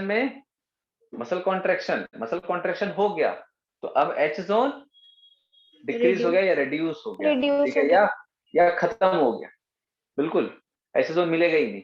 ठीक है, अगर मसल कॉन्ट्रैक्शन अच्छे से हुआ है एच जोन आपको ना के बराबर मिलेगा, है ना, इसको नहीं मिलेगा बोलते हैं हम लोग। सार्कोमियर का साइज क्या होगा? कम हो जाएगा। रिड्यूस हो जाएगा। रिड्यूस हो जाएगा। अब दूसरा चीज देखो दूसरा चीज देखो, ये क्या था, कौन बताएगा? आई ये आई बैंड था। समझ आ रहा है भैया कि नहीं? कई लोगों को नहीं समझ आ रहा है, ऐसा लगे। क्यों भाई? पुष्पा, चीनू, समझ आ रहा है बेटा? ये एनसीईआरटी मत देखना ना, एनसीईआरटी में नहीं है ये सब डायग्राम, ऐसा थोड़ा अलग टाइप का है, उसमें ये फॉर्म बताएगा तो कुछ समझ नहीं आएगा आपको, ठीक है। समझ आ रहा है? इसको करके ही दिखाना पड़ता है। तो ये आई बैंड था। आई बैंड क्या होता है? ऐसा रीजन जहां सिर्फ एक्टिन होता है, क्योंकि यहाँ से तो मायोसिन स्टार्ट है, सिर्फ एक्टिन है। ये आई बैंड, आप देखो आई बैंड रिड्यूस हो गया क्योंकि ये इधर की तरफ जा रहा है ना, ये इधर की तरफ जा रहा है, तो आई बैंड अब अंदर की तरफ घुस रहा है मायोसिन की तरफ, तो आई बैंड देखो कितना छोटा बच्चा है। अब ये आई बैंड है। समझ आ रहा है भैया? Yes sir. क्लियर हो रहा है? Yes. तो size of the I band बोलो। डिक्रीज। हाँ, रिड्यूस। तो क्या क्या कम हुआ? क्या क्या कम हुआ इसमें? H zone and H zone, sarcomere, I band. हम लोग क्या क्या देखे थे यहाँ पर एक बार थोड़ा सा देख लेते हैं। हम लोग क्या क्या देखे थे यहाँ पर एक बार देख लेते हैं, ठीक है। हम लोग आई बैंड देखे थे, ठीक है। हम लोग ए बैंड देखे थे, हम लोग एच जोन देखे थे, हम लोग सार्कोमियर देखे थे। ये इसका एरिया होता है। बाकी एम लाइन और जेड लाइन तो एक लाइन है, ठीक है। चलो, तो मसल कॉन्ट्रैक्शन में आई बैंड का क्या होगा? रिडक्शन। रिड्यूस होगा। ए बैंड दिख रहा है? ए बैंड यहां से देखो, ये ए बैंड है, नीचे तक देखो ए बैंड, कुछ चेंजेस आया? ये सार्कोमियर नो है। सर। यहां से लेकर के यहां तक पूरा ए बैंड ही है। कॉन्ट्रैक्शन स्टार्ट नहीं हुआ था तब, कॉन्ट्रैक्शन स्टार्ट हुआ था तब, और कॉन्ट्रैक्शन हो गया है तब। अभी भी ये ए बैंड ही है, देखो ध्यान से, ये ए बैंड ही है, इसमें कोई चेंजेस नहीं आया है। तो ए बैंड सेम, ठीक है। एच जोन, ये एच जोन था रिड्यूस। बिफोर मसल कॉन्ट्रैक्शन, देखो क्या हो गया, एच जोन गायब हो गया यहाँ पर, ये एच जोन है इतना, ये इतना एच जोन है बस, ठीक है। तो एच जोन क्या हो जाएगा? रेड्यूस, ठीक है। सार्कोमियर यहां से लेके यहां तक सार्कोमियर था, यहां आया, ये अंदर घुस गया, ऐसा स्ट्रेच कर दिया ना बेटा, इसको ऐसा स्ट्रेच कर दिया अंदर की तरफ, सॉरी इसको अंदर की तरफ खींच दिया ऐसा, तो खिंचा गया, तो ये सार्कोमियर था पहले यहाँ, लेकिन अब सार्कोमियर यहाँ हो गया ऐसा, तो सार्कोमियर भी क्या हो जाएगा? रेड्यूस। रिड्यूस। ये भले इसको रटना है तो रट लो क्योंकि डायरेक्ट क्वेश्चन आता है ना। जो मैं लिखा हूँ थोड़ा सा कट गया है, जो मैं लिखा हूँ ना किनारे, जो मैं लिखा हूँ किनारे, उससे डायरेक्ट क्वेश्चन आते हैं, ठीक है। डायरेक्ट क्वेश्चन आते हैं यहाँ से, ये सब डायरेक्ट क्वेश्चन आएगा बेटा, आपको ये डायरेक्ट पूछेगा। लेकिन थोड़ा सा भी घुमाया या डायग्राम दिया, या तो लाइन डायग्राम देगा या एनसीईआरटी की डायग्राम देगा, तो फिर फंसोगे आप लोग, अगर ये कॉन्सेप्ट नहीं आएगा, ठीक है। इस पूरे चैप्टर में सबसे कॉन्सेप्चुअल पार्ट यही है बस, और कुछ नहीं। Mechanism of muscle contraction easy है, यस सर। ठीक है, आसान है ना, कोई दिक्कत तो नहीं है? Yes sir. No sir. चलो, तो यहाँ कुछ दिक्कत है, डाउट है, कुछ समझ नहीं आ रहा है, ऐसा है? मेरे हिसाब से तो आ जाना चाहिए। चलो, क्लियर है सर। क्लियर है? सीएनएस से इम्पल्स आएगा, यस सर। है ना, न्यूरॉन से इलेक्ट्रिकल सिग्नल आएगा, फिर एसीएच बाहर निकलेगा, केमिकल सिग्नल देगा मसल सेल के मेम्ब्रेन पे, जहां पर क्या होगा? वोल्टेज गेटेड चैनल होते हैं, पोटेंशियल डिफरेंस आएगा, एक्शन पोटेंशियल डेवलप होगा लाइक न्यूरॉन। मसल में भी एक्शन पोटेंशियल, क्योंकि मसल भी एक्साइटेबल होता है, याद आ रहा है आप लोगों को, एक्साइटेबल होता है, एक्साइट हो जाता है करंट से, एक्साइटेबल होगा। हम लोगों ने पहले इसमें फीचर्स देखे, तो ये करंट के कारण क्या होगा, एक्शन पोटेंशियल डेवलप होगा, देन वो इलेक्ट्रिकल सिग्नल जाएगा बेटा हमारे सिस्टर्नी में, ठीक है, वहां पर कैल्शियम भरा हुआ रहता है, इलेक्ट्रिकल सिग्नल से वो कैल्शियम रिलीज होगा, कैल्शियम पूरे जगह भर जाएगा, जिसके कारण कैल्शियम अटैच होगा ट्रोपोनिन सी से, जिसके कारण इस ट्रोपोनिन सी का, ट्रोपोनिन जो प्रोटीन स्ट्रक्चर है इसका रोटेशन होगा, रोटेशन होने के कारण ट्रोपोमायोसिन की जो मास्किंग थी एक्टिव साइट ऑफ एक्टिन में वो रिलीज हो जाएगा, ये एरिया फ्री होगा, तो ये फिर अटैच होगा और मायोसिन क्रॉस ब्रिज इसको सेंटर की तरफ खींचेगा, जिसके कारण एच जोन डिसअपियर हो जाता है, सार्कोमेर का साइज कम हो जाएगा, आई बैंड का साइज रिड्यूस हो जाएगा, but A band remains same and this is known as muscle contraction. ठीक है, अब दूसरी चीज कि मसल कॉन्ट्रैक्शन के लिए ताकत चाहिए, पावर चाहिए, एनर्जी चाहिए, तो भैया यहाँ एटीपी भरा हुआ है, क्योंकि ये चीज कहाँ है, ये मतलब साइटोप्लाज्म में, तो साइटोप्लाज्म में माइटोकॉन्ड्रिया होगा, आपको मालूम है, माइटोकॉन्ड्रिया में एनर्जी बनेगा, दैट इज एटीपी के फॉर्म में, आप लोगों ने रेस्पिरेशन चैप्टर पढ़ा है अभी अभी, तो एटीपी जब बनता है तो वो एटीपी किसके साथ बाइंड होगा, यहाँ पर इसके साथ बाइंड होगा, किसके साथ, हेड ऑफ द मायोसिन, तो हेड ऑफ द मायोसिन में क्या रहता है, एटीपीएस एंजाइम, वो एटीपीएस क्या करेगा, इस एटीपी को ब्रेक करेगा, और ब्रेक करने के बाद उससे जो एनर्जी रिलीज होगा, उस एनर्जी का इस्तेमाल इसको सेंटर की तरफ ऐसा खींचने में करेगा। समझ आ गया बात, क्लियर है? Yes sir. यस चलो इसको मैं Yes. हटा रहा हूँ, फिर ये आप लोगों का चैप्टर कंप्लीट हो गया है, बस डिसऑर्डर्स देखने हैं ना, 4-5 पॉइंट देखने।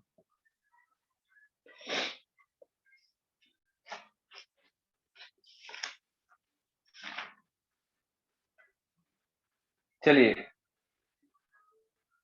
हटा दूं, Yes, yes sir. Yes sir.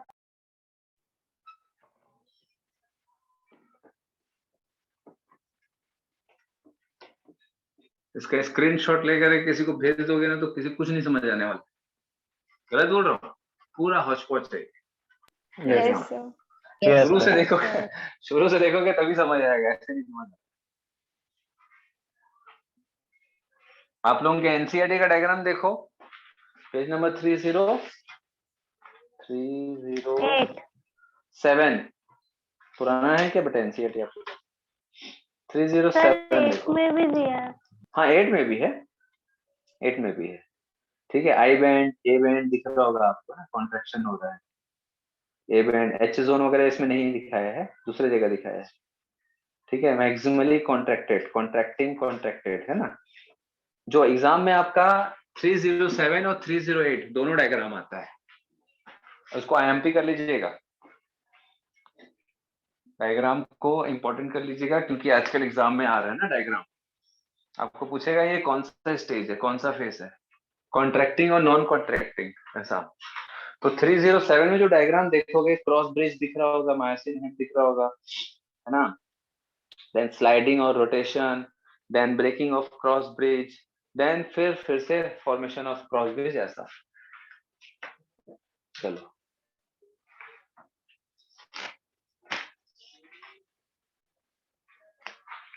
Disorders देखेंगे,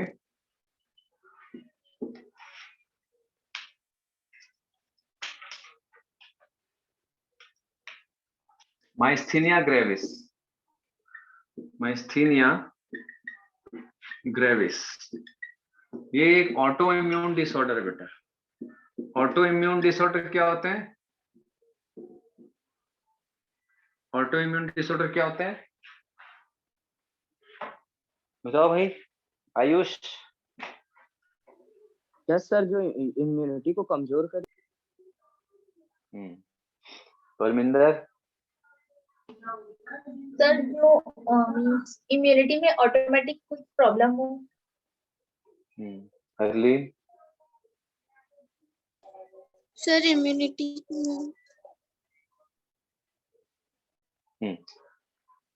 रिद्धि।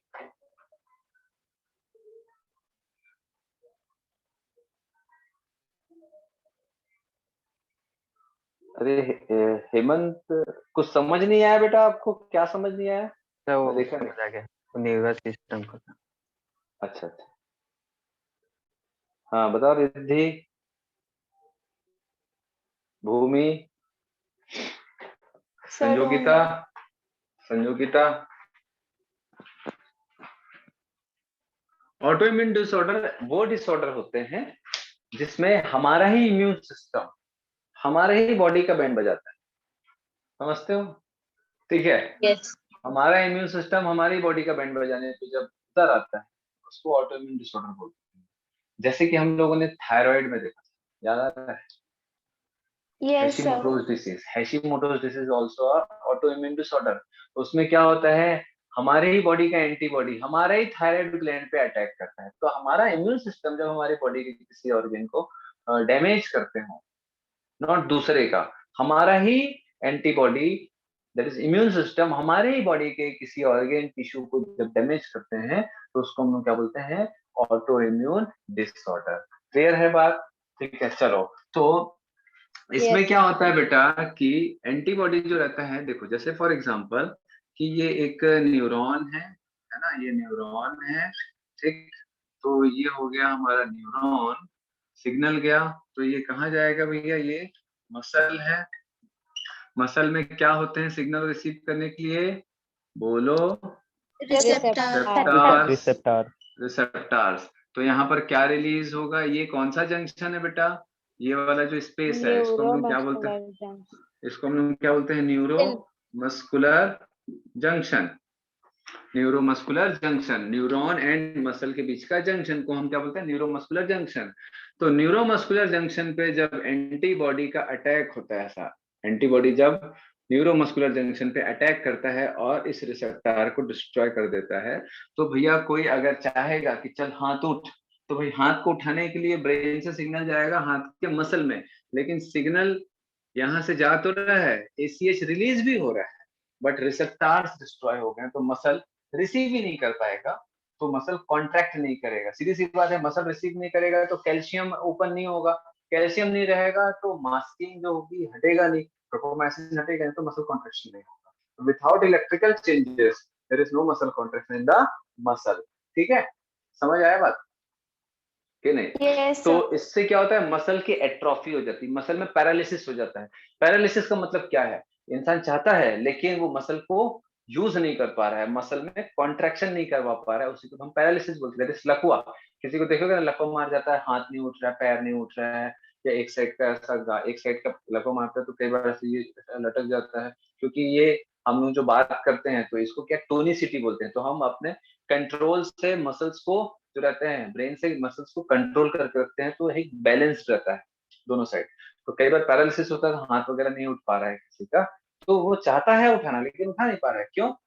क्योंकि मसल सिग्नल को रिसीव नहीं कर पा रहा है, या मसल में सिग्नल जा नहीं पा रहा है। बहुत सारे कारणों से, मे बी कोई नस दब गई हो, नर्व की सप्लाई बंद हो गई हो, ब्रेन ही सीएनएस से ही सिग्नल नहीं जा पा रहा है। हम सोच जरूर रहे हैं लेकिन वो हिस्सा जो हाथ को कंट्रोल करता है, सोचने भर से नहीं होगा, वो हिस्सा जो हाथ को कंट्रोल करता है वो भी एक्टिव होना चाहिए, या तो ब्रेन से या नर्व से या मसल में, कहीं पर भी किसी भी जगह का प्रॉब्लम हुआ, या तो ब्रेन से जहां से सिग्नल भेज रहे हैं, या जहां से सिग्नल जा रहे हैं नर्व, ठीक है, या मसल, कहीं भी प्रॉब्लम हुआ तो फिर वो कॉन्ट्रैक्शन नहीं होगा, उसको हम पैरालिसिस बोलते हैं। क्लियर हो रहा है, ये समझ आया माइस्थेनिया ग्रेविस क्या होता है? Yes. Yes sir. Yes, ठीक है, sir. देन उसके बाद muscular dystrophy. Muscular dystrophy, dystrophy का मतलब होता है सिकुड़न, सिकुड़ जाना, ठीक है। तो मसल सिकुड़ जाते हैं, ठीक से जब काम नहीं करते हैं तो मसल सिकुड़ जाते हैं, है ना। तो आप लोग कभी देखे होंगे बेटा कि कई लोगों का एकदम फुल बॉडी बिल्डर रहते हैं, खूब मसल डोले शोले रहते हैं, ठीक है, लेकिन क्या पैदा होते ही वो ऐसा रहता है? No, sir. No, No, sir. sir. No sir. नहीं ना। तो फिर बाद में कैसे हो जाता है, प्रैक्टिस, मसल्स को ट्रेन करोगे तो उसका मास भी बढ़ेगा, पावर भी बढ़ेगा, लेकिन अगर हम मसल्स का यूज ही नहीं करेंगे कहीं का, तो वो धीरे धीरे सिकुड़ते जाता है। वो एक प्रकार का नॉर्मल फिजियोलॉजिकल एट्रोफी है ना, ठीक है। मतलब एक नॉर्मल है, उसको हम सिकुड़न नहीं बोलेंगे। लेकिन मस्कुलर एट्रोफी क्या होता है, एक जेनेटिक डिसऑर्डर, उसमें मसल्स जो रहते हैं काम नहीं कर पाते हैं, धीरे धीरे धीरे धीरे सिकुड़ते जाते हैं। मसल का मास नहीं बढ़ता है, साइज नहीं बढ़ता है, उसका पावर नहीं बढ़ता है, लेकिन धीरे धीरे सिकुड़ते जाता है। मतलब जो जीन्स होते हैं जो मसल सेल को एक्टिव रखने में हेल्प करते हैं, ठीक है, वो जीन्स सही तरीके से काम नहीं करते क्योंकि उसमें कोई डिफेक्ट होता है। तो मसल सेल के डीएनए में जो डिफेक्ट होता है उसके कारण मसल सेल में मेटाबॉलिज्म ठीक से नहीं चलता, जिसके कारण मसल सेल सही तरीके से एक्टिव नहीं रह पाता है, तो धीरे धीरे वो सिकुड़ते जाता है। इसको हम बोलते हैं मस्कुलर डिस्ट्रोफी। जनरली ये जेनेटिक डिसऑर्डर होता है, ये एक जेनेटिक डिसऑर्डर है। ठीक है भैया, जेनेटिक डिसऑर्डर है। इसमें क्या होगा, मसल्स धीरे धीरे सिकुड़ते जाएंगे, खत्म होते जाएंगे, है ना, प्रोग्रेसिव डिजनरेशन होगा। ये एक बीमारी है बेटा, genetic disorder, progressive disorder. What is genetic disorder?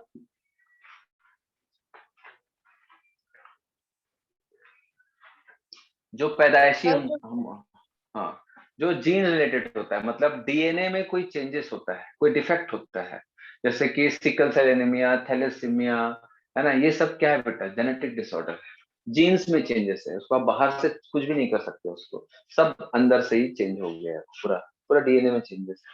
Tetani, tetani क्या होता है भैया? टिटेनी क्या होता है बोलो?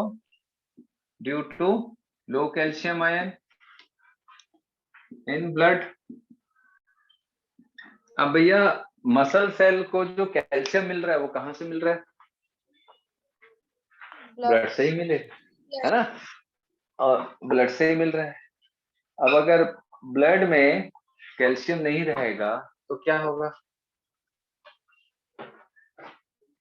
अचानक से बहुत तेज सिग्नल मिलता है कई बार, जैसे कि अगर कैल्शियम की कमी है तो मसल कॉन्ट्रैक्ट होना चाहता है लेकिन वो ठीक से कॉन्ट्रैक्ट नहीं हो पाता है, जिसके कारण ब्रेन को एक नेगेटिव फीडबैक मिलता है, तो ब्रेन उसको स्ट्रॉन्ग सिग्नल भेजता है, चल काम कर। तो अचानक से चल काम कर करने के कारण कई बार ऐसा जोर से अचानक से काम करता है कि वो अकड़ जाता है, मतलब वो बोल सकते हैं वाइल्ड कॉन्ट्रैक्शन, एकदम फट से कॉन्ट्रैक्ट हो जाता है। अकड़ना बोलते हैं ना, कई बार अकड़ जाता है, गर्दन अकड़ गया कई लोगों का, पीठ अकड़ गया कई Yes, लोगों sir. का, होता है ना। तो ये क्या, वाइल्ड कॉन्ट्रैक्शन, अचानक से अकड़ गया, मतलब अचानक से मसल कॉन्ट्रैक्शन। तो कई बार आप लोगों को मालूम है कि कई बार कमर उमर बोलते हैं लचक गया ऐसे करके, तो कोई लचकता क्यों है कि उसको उस कमर में बहुत ज्यादा काम करने की आदत नहीं है, अचानक से कोई एकदम चावल का बोरा या गैस सिलेंडर ऐसे पकड़ के ऐसे उठा दिए फट से, तो अचानक से कॉन्ट्रैक्ट हुआ मसल, तो वो उसी फॉर्म में रह जाता है। ठीक है, तो टिटेनी में वैसे ही होता है, लो कैल्शियम इन ब्लड या बॉडी फ्लूइड, जिसके कारण रैपिड रैपिड स्पाज्म होता है।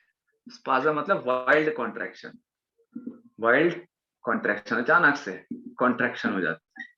ठीक है, देन जिसको अकड़न बोलते हैं ना, अकड़न, अकड़ जाना, दैट इज टिटेनी, है ना। तो ये तो बेटा कैल्शियम लेवल कम होने के कारण होता है, और कैल्शियम लेवल हार्मोन के कारण भी हो सकता है, विटामिन डी की डेफिशिएंसी के कारण भी हो सकता है, इवन खाने में कैल्शियम की कमी के कारण भी कैल्शियम की कमी हो सकती है। ठीक है, हम लोगों ने देखा ना उसमें क्या बोलते हैं, हार्मोनल हार्मोन्स में देखे, एंडोक्राइन सिस्टम में टिटेनी देखे वहां पर हम। चलो देन उसके बाद देखते हैं आर्थराइटिस। आर्थराइटिस, आर्थ्रो का मतलब होता है जॉइंट, ठीक है, आइटिस का मतलब होता है, आइटिस का मतलब होता है इन्फ्लामेशन। ठीक है, तो क्या हुआ, inflammation of joint. Inflammation of joints को हम क्या बोलते हैं, आर्थराइटिस। ठीक है, अब इन्फ्लामेशन होगा तो क्या होगा भाई, जैसे ये हमारा क्या हो गया भाई, जॉइंट्स है ना, जॉइंट है, ये जॉइंट है ना, दो बोन के बीच का जो स्पेस होता है उसी को हम जॉइंट बोलते हैं, दो बोन के बीच। यहाँ पर इन्फ्लामेशन होगा, इन्फ्लामेशन होगा तो क्या होगा, स्वेलिंग। अरे भाई इन्फ्लामेशन में स्वेलिंग होता है ना। यस अब स्वेलिंग Yes. होगा तो ये जॉइंट में स्वेलिंग होगा तो जॉइंट में पेन चालू हो जाएगा, मालूम है ना, समझ आया बात। तो स्वेलिंग Yes. होगा इन्फ्लामेशन के कारण, स्वेलिंग के कारण क्या होगा, पेन चालू हो जाए और person is unable to move या मूवमेंट उसमें अच्छे से नहीं हो पाएगा। कई लोग बोलते हैं ना कि जोड़ों में दर्द है रे, मैं चल नहीं पा रही हूँ, उंगलियों में दर्द है, कमर में दर्द है, घुटने में दर्द है, जो होता है जनरली, है ना, that is called arthritis. Generally वो आर्थराइटिस के कारण होता है। सुने होगे ना बेटा, दादी मम्मा ये लोग जो हैं थोड़े से जैसे 45 Yes, sir. प्लस एज होते हैं, Yes. तो Sir? मोस्टली जो, हाँ बोलो। सर ये इन्फ्लेमेशन क्यों हो जाता है?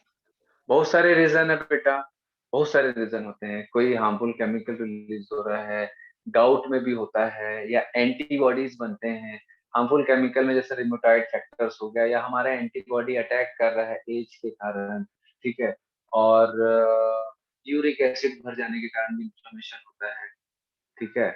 तो बहुत सारे रीजन से इन्फ्लेमेशन होता है, जैसे कि खाना पीना ठीक से नहीं है, एक्सरसाइज ठीक से नहीं है, ठीक है, वेट ज्यादा होने के कारण क्या होता है, इस पे लोड पड़ेगा तो क्या होगा, अगर बहुत ज्यादा वेट है, लोड पड़ेगा तो क्या होगा भाई, ये लोड बियर नहीं कर पाएगा तो क्या होगा, वहां इन्फ्लेमेशन स्टार्ट हो जाएगा, ठीक है। समझ आया, नुकसान पहुंचता है ना बेटा, ये अगर दबेगा तो या इस मेम्ब्रेन पे क्या हो जाएगा, लोड पड़ने के कारण डैमेज होगा, और जैसे ही यहाँ डैमेज होगा, कोई भी डैमेज जैसे होता है बॉडी में, वहाँ इन्फ्लेमेशन चालू हो जाता है। जैसे फॉर एग्जांपल आप मुंडी, जैसे कि कई बार कई लोगों का होता है ना कि मम्मी तू मानेगी कि नहीं, मेरे लिए मोबाइल लेगी कि नहीं, ऐसा मुंडी फोड़ते हैं, कई थोड़ा सा रहता है भैया बच्चे लोगों का थोड़ा सा बात में माने का, मैं अपना मुंडी फोड़ूंगा ऐसे करके टकरा, तो कई बार से सूजन आ जाता है, ये क्या अंदर डैमेज हो गया है, ब्लड वेसल पड़ गया है, या टिश्यू डैमेज हुआ, तो इन्फ्लेमेशन के कारण स्वेलिंग आ जाता है। कभी किए हो आप लोग ऐसा? No, sir. No. No, sir. No sir. अब कोई बताएगा थोड़ी ना, कोई बताता थोड़ी ना, कई बार ऐसा करते हैं ना, जिद करते हैं ना बच्चे लोग, देखा होंगे तो भाई बताते हैं पेरेंट्स, हम जब मीटिंग करते थे, पेरेंट्स टीचर मीटिंग जब मैं करता था तो बताते थे पेरेंट्स, अभी तो नहीं कर रहे हैं कोविड के कारण। अरे आप लोगों इतना के स्कूल में खतरनाक होता है? नहीं। अरे कई लोग करते हैं भाई, कई लोग और भी ज्यादा डेंजर डेंजर करते हैं, मैं अब आप लोगों को आइडिया नहीं दूंगा, ठीक है, गलत हो जाएगा। सर अर्थराइटिस सर जैसे बोलते हैं कि ठंड में ज्यादा पेन होती है, तो सर ऐसा क्यों होता है?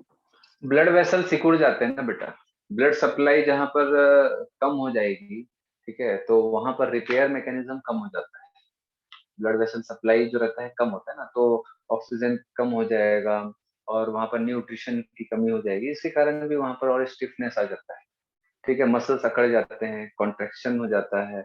ब्लड सप्लाई जितना ज्यादा अच्छा होगा उतना किसी भी एरिया में हीलिंग भी होती है। अगर कहीं पर इन्फ्लेमेशन है या कोई प्रॉब्लम है, तो जैसे यहाँ इन्फ्लेमेशन है, तो जितना अच्छा ब्लड वेसल की सप्लाई रहेगी उतना अच्छा, प्रॉब्लम ऑलरेडी है, ब्लड सप्लाई की कमी हो जाएगी तो दिक्कत हो जाता है। इसलिए ठंड में कई लोगों को जोड़ों में दर्द वगैरह, स्टिफनेस की प्रॉब्लम हो जाती है, जॉइंट थोड़े से फ्री नहीं रहते हैं। Yes sir.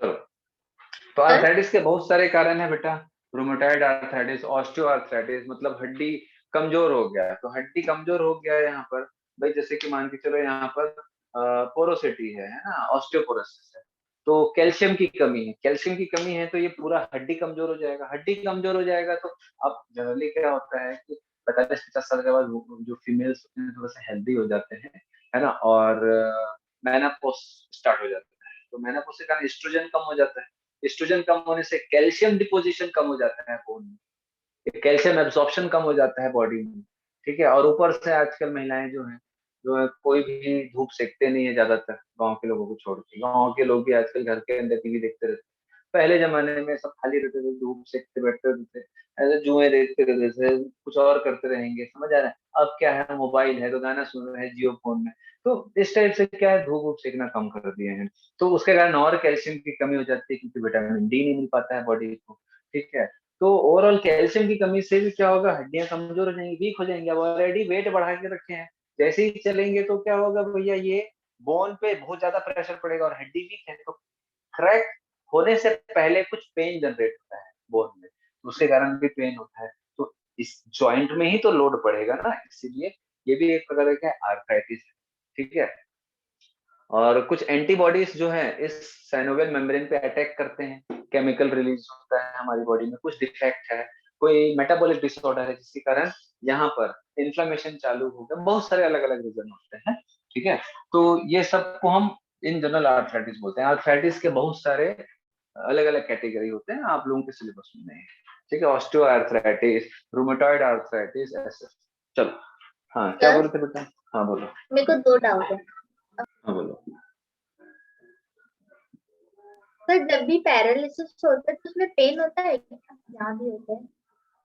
पैरालिसिस में पेन नहीं होता बेटा, अगर वो फुली पैरालाइज मसल तो आप कुछ भी करो उसको ऐसा कुछ नहीं होगा, कुछ भी नहीं होगा, समझ आ रहा बस, है ना। इवन कई बार ऐसा होता है कि आप टच भी कर रहे हो कि नहीं उनको पता नहीं चलेगा, सुई डाल दोगे पता नहीं चलेगा, ऐसा है, ठीक है। और एक सर प्रकार से, पैरालिसिस हाँ बोलो बोलो।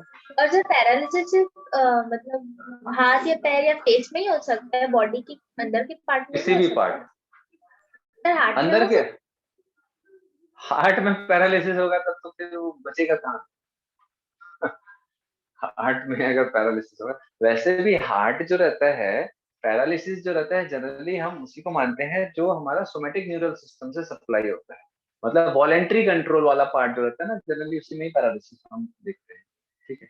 अब बॉडी में कहीं पर इंटरनल अगर पैरालिसिस हो गया, जैसे इंटेस्टाइनल पैरालिसिस हो गया, जो कि बहुत ही कम होता है। ऑटोनॉमिक नर्वस सिस्टम जो रहता है वो उसका जो पैरालिसिस है वो बहुत ही रेयर होता है, बहुत कम होता है, वो नहीं जनरली। तो वॉलेंट्री नर्वस सिस्टम जो है हमारा, जो हमारी बॉडी में कंट्रोल होता है, जनरली उसी का पैरालिसिस देखने को मिलता है, समझ आ रहा है बात? ऑटोनॉमिक का जनरली अपने को देखने को नहीं मिलता, बहुत ही रेयर होता है।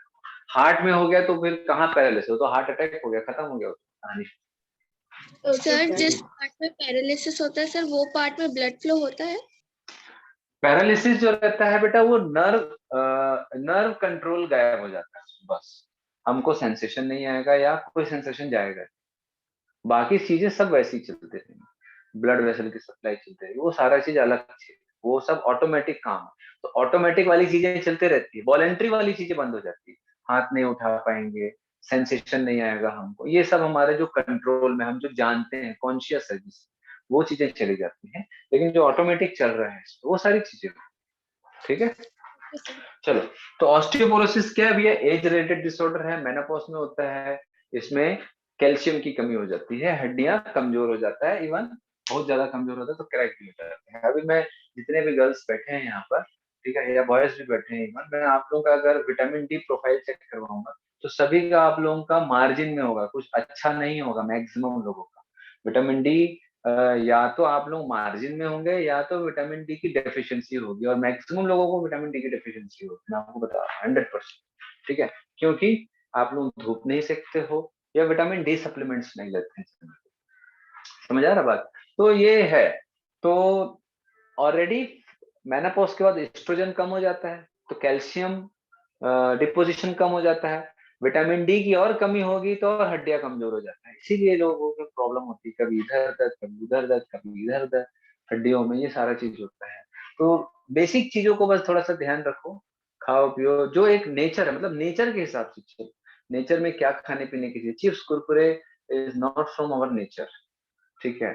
चिप्स कुरकुरे कोई नेचर से हमको नहीं मिला है, पिज्जा बर्गर कोई नेचर से नहीं मिला है, समझ आ रहा बात? टैबलेट, कैल्शियम टैबलेट खा रहे हैं लोग जबरदस्ती का, मल्टीविटामिन ठूस रहे हैं जबरदस्ती का, समझ आ रहा बात? थोड़ा सा बुखार हुआ तो सीधा पैरासिटामोल खा रहे हैं। अभी एक रिसर्च आया है कि Dolo 650 is favourite snacks of India during Covid, मालूम है आप लोगों को?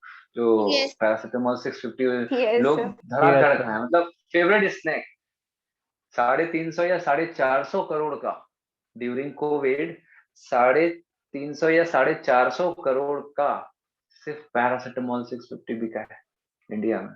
लोग कितना खाए, फेवरेट स्नैक, ठीक है, कितना बढ़िया नाम दिया गया है इसको। तो ठीक है, वो तो जरूरत के हिसाब से है, बट बहुत सारी चीजें हम अनवांटेड लेते हैं, विटामिन लेते हैं, बट कैल्शियम ये सब बहुत ज्यादा जरूरत नहीं होता है हमको, हम सिर्फ डिफरेंट डिफरेंट सब्जियां खाएं, भाजी खाएं, ठीक है। हम पेट को साफ रखने के लिए वो दुनिया भर का कायम चूर्ण, तो ये वो लंदी फंदी एसिडिटी से बचने के लिए, अरे भैया आपको सिर्फ नेचर के हिसाब से चलना है, पूरी बॉडी अपने आप क्लीन हो जाएगी। वो पानी में वो नींबू तो खीरा तो गाजर डाल के धूप में रख रहे हैं, उसको फिर वो सन से उसको एनर्जी मिलेगी। दुनिया भर का ये पंचायत सोशल मीडिया में देख के आजकल ना लोग भयंकर वो गाजर खीरा वाला पानी पी रहे हैं। ठीक है, आप लोग भी कई लोग करते हो, नहीं आप लोग के घर में होता होगा, है ना? टॉक्सिसिटी रिमूवल, अरे कहाँ से आया भैया ये टॉक्सिसिटी? ये तो देखो, आपका रेगुलर रूटीन लाइफस्टाइल सही होना चाहिए, फूड हैबिट सही होना चाहिए, जो खाने की चीजें वो खाओ, ह्यूमन मेड प्रोडक्ट्स मत खाओ। ह्यूमन मेड प्रोडक्ट भाई हर एक चीज ह्यूमन मेड प्रोडक्ट्स है। ये क्या है आप लोग जो खा रहे हो? आप दाल चावल रोटी सब्जी, ये सारी चीजें क्या है? ये खाने की चीजें, ये प्रोडक्ट्स नहीं है। It is a food. Generally लोग क्या करते हैं, पैकेज जो फूड लेते हैं, they are the products not a food. समझ आया बात? वो प्रोडक्ट्स है बेटा, फूड नहीं है ना? तो फूड खाओ, सोने का टाइम सही रखो, 6 से 7 घंटे की नींद लो। एटलीस्ट जो 40+ वाले हैं उनको 7 घंटा 8 घंटा सोना चाहिए। सोने का जो टाइम होता है ना, वो हमारे एज के हिसाब से होता है। जो एकदम छोटे बच्चे न्यू बॉर्न होते हैं, वो 14 से 16 घंटे सोते हैं, 5-6 घंटे ही जागते हैं, 6 घंटा 8 घंटा जागते हैं। फिर जैसे जैसे बड़े होते जाते हैं, स्लीपिंग टाइम कम होते जाता है। आप लोगों के एज में 8 घंटा मोर देन सफिशियंट है। ठीक है, 7 घंटा मोर देन सफिशियंट है। 20 साल 25 साल में आप 6 घंटा भी सोओगे, 7 घंटा भी सोओगे तो मोर देन सफिशियंट है। फिर जैसे जैसे थोड़ा सा एज बढ़ते जाएगा, स्लीपिंग आवर्स थोड़ा बढ़ाना रहता है।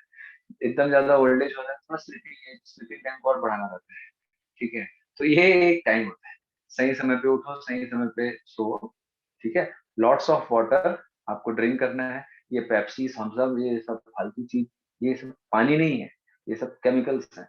ठीक है, रॉ शुगर नहीं लेना चाहिए हमको। एकदम रॉ शुगर लेने से इंसुलिन फटाफट बढ़ता है बॉडी में। रॉ शुगर समझते हैं ना, मतलब शक्कर जो है, चाय में शक्कर खा रहे हैं, कोल्ड ड्रिंक में शक्कर ले रहे हैं, Yes, sir. इससे इंसुलिन लेवल तेजी से बढ़ता है।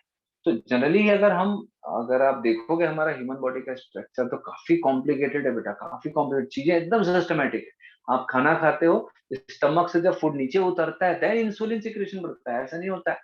देन इंसुलिन सिक्रेशन बढ़ता है, तो कुछ घंटे बाद ही इंसुलिन सिक्रेशन बढ़ रहा है। अब सीधा शुगर ढकेल ले रहे हो बॉडी में, खूब मीठा खा रहे हो, चॉकलेट कोई ह्यूमन, चॉकलेट कोई नेचुरल नहीं है बेटा, नेचर ने नहीं बनाया, वो ह्यूमन ने बनाया, दे आर द प्रोडक्ट्स। अब चॉकलेट खा रहे हो, मिठाई खा ले रहे हो, खूब ठूस रहे हैं हम शुगर को। ठीक है, तो रॉ शुगर सीधा स्टमक से एब्जॉर्ब होता है, सटाक से एब्जॉर्ब होता है, सक से इंसुलिन लेवल बढ़ता है। ठीक है, तो जितना ज्यादा शुगर रहेगा उतना ज्यादा इंसुलिन बढ़ेगा। तो इसी से फिर प्रॉब्लम चालू होती है, बहुत सारी प्रॉब्लम चालू होती है ना? भाजी वगैरह खाओ, सब्जियां अच्छे से खाओ, तो ये सारी चीजें खाओ। धूप सेको, 1 घंटा एटलीस्ट धूप सेकना चाहिए। एटलीस्ट जो है दिन भर में 1 से 1.5 घंटा का वॉक होना चाहिए, एटलीस्ट 1 घंटे का वॉक होना चाहिए। इतना करने के बाद कुछ भी नहीं होता है। इंसान ना ही मोटा होगा, ना ही उसका हेल्थ बढ़ेगा, ना ही उसको हेल्थ इश्यूज आएंगे। लोग पानी ही कम पीते हैं, तो बाल झड़ रहा है, तो स्किन प्रॉब्लम है। पानी पियो भाई, प्रोटीन इनटेक लो। प्रोटीन नहीं खा रहे हैं लोग, खाली वो चावल ही चावल खाए पड़े हैं बस। ब्रेड खा रहे हैं, रोटी खा रहे हैं, पिज्जा वही बस खा रहे हैं, सैंडविच खा रहे हैं। तो इससे आपको सिर्फ कार्बोहाइड्रेट मिलता है। स्किन का ग्लो के लिए आपको प्रोटीन चाहिए, विटामिन चाहिए एंड वाटर। 3 चीज से स्किन का ग्लो बढ़ता है। प्रोटीन, सबसे पहले तो वाटर है, protein and minerals and vitamin. अब मुझे बताओ, मिनरल विटामिन आप लोगों को किस खाने से मिलेगा? Sir citrus fruit. वो तो विटामिन सी मिला, और बाकी का विटामिन ए डी ई के, पानी। 5 टाइप के विटामिन होते हैं, ए D E K and vitamin C. A D E K 4 हो गया एंड विटामिन सी। ठीक है, एंड डी। ठीक है, ए D E K, vitamin C, vitamin D. तो ये तो विटामिन सी मिला, और बाकी ए D E K, vitamin B, vegetable vitamin sir वो तो ऐड में होता वेजिटेबल्स, है। सब वेजिटेबल्स। वो तो फैट मिनरल तो बेटा, वाटर। फैट में जो होता है, फैट में नहीं होता है बेटा A D K, they are fat soluble vitamin. A D E K जो होता है ना, yes sir. A D E K, vitamin B, vitamin C. ठीक है, तो ये फैट सॉल्युबल होता है, ये फैट सॉल्युबल विटामिन है, मतलब ऐसा चीजें जिसमें फैट होता है। तो उस टाइप के जो फूड मटेरियल होते हैं उसमें एडी के विटामिन, जैसे कि आप एलमंड्स वगैरह खाते हो, ठीक है, ड्राई फ्रूट्स खाते हो, जो पिस्ता है, बादाम है, अखरोट है, ये सब क्या है, फैटी चीजें हैं। और भी जो भी फैटी चीजें होती है, घी वगैरह हो गया, उसमें आपको ये सारे विटामिन मिलेंगे। बी सी कहाँ, सी सिट्रस से मिलेगा, बहुत सारे जो वेजिटेबल्स होते हैं, फ्रूट्स होते हैं, उसमें मिलेगा, है ना। तो जनरली जो फ्रूट्स एंड वेजिटेबल होते हैं उसमें आपको बहुत सारे मिनरल एंड विटामिन मिल जाता है। आप जबरदस्ती का हॉर्लिक्स ढकेल रहे हैं, है ना। अब पैसा नहीं है तो बात अलग है, बट नेचर है ना बेटा ये सब। भाजी लोग नहीं खाते हैं, आपको मालूम है भाजी कितना इंपॉर्टेंट होता है। Yes. ढेर सारा मिनरल मिलता है, ढेर सारा मिनरल। भाजी अच्छे से डाइजेस्ट नहीं होता है, मालूम है ना आप लोग क्यों? Yes, sir.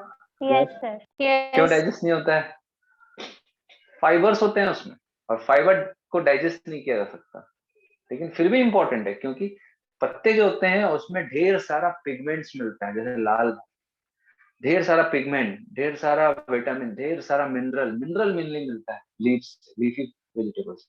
जैसे कि आयरन किससे मिलता है, तो जैसे अपन जानते हैं ना, पालक है फॉर एग्जाम्पल। तो फाइबरस जो फूड है, भाजी खाने से ज्यादा जो इंटेस्टाइन है उसकी क्लीनिंग होती है। जब इंटेस्टाइन की क्लीनिंग होती है, जैसे झाड़ू के जैसा मान लो, फाइबर है बेटा, तो झाड़ू जैसे साफ कर देता है, इंटेस्टाइन साफ कर देता है। तो इंटेस्टाइन का सरफेस अगर साफ होगा तो चीजें बहुत आसानी से एब्जॉर्ब होती है, बहुत आसानी से एब्जॉर्ब होता है। तो आप जो खाते हो वो एब्जॉर्ब होता है, और चीजें जब एब्जॉर्ब हो जाती हैं, अच्छे से डाइजेस्ट हो जाती हैं, तो टॉक्सिक मटेरियल कम बनता है इंटेस्टाइन।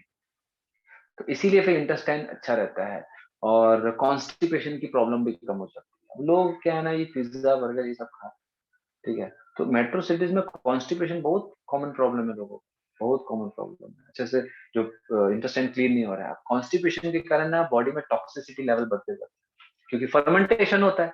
इंडाइजेस्टेड फूड अगर है तो फर्मेंटेशन होगा। फिर गुड बैक्टीरिया नहीं ले रहे हैं लोग, दही नहीं खा रहे हैं, मट्ठा नहीं पी रहे। समझ आया? ये एकदम नेचुरल चीजें बता रहा हूँ ना, नेचर के हिसाब से रहो, बीमारियां बहुत कम होती हैं। आपको एकदम गारंटी बता रहा हूँ। घर में भी अगर आप लोगों के ऐसा कोई सब है ना, कि बस इसी चीज को फॉलो करना है, बस कुछ नहीं, नेचर के हिसाब से रहे, फिर देखो कैसे आता है, आप एकदम हेल्दी रहो जीवन में। चलो, तो अब ऐसा नहीं है कि कोई बीमारी नहीं हो सकता, वो तो अपन नहीं बोल सकते कब क्या होगा किसके साथ। ऑस्टियोपोरोसिस हो गया, देन उसके बाद आता है गाउट। गाउट गाउट क्या होता है बेटा? Uric acid crystal, uric acid crystals deposition in joints.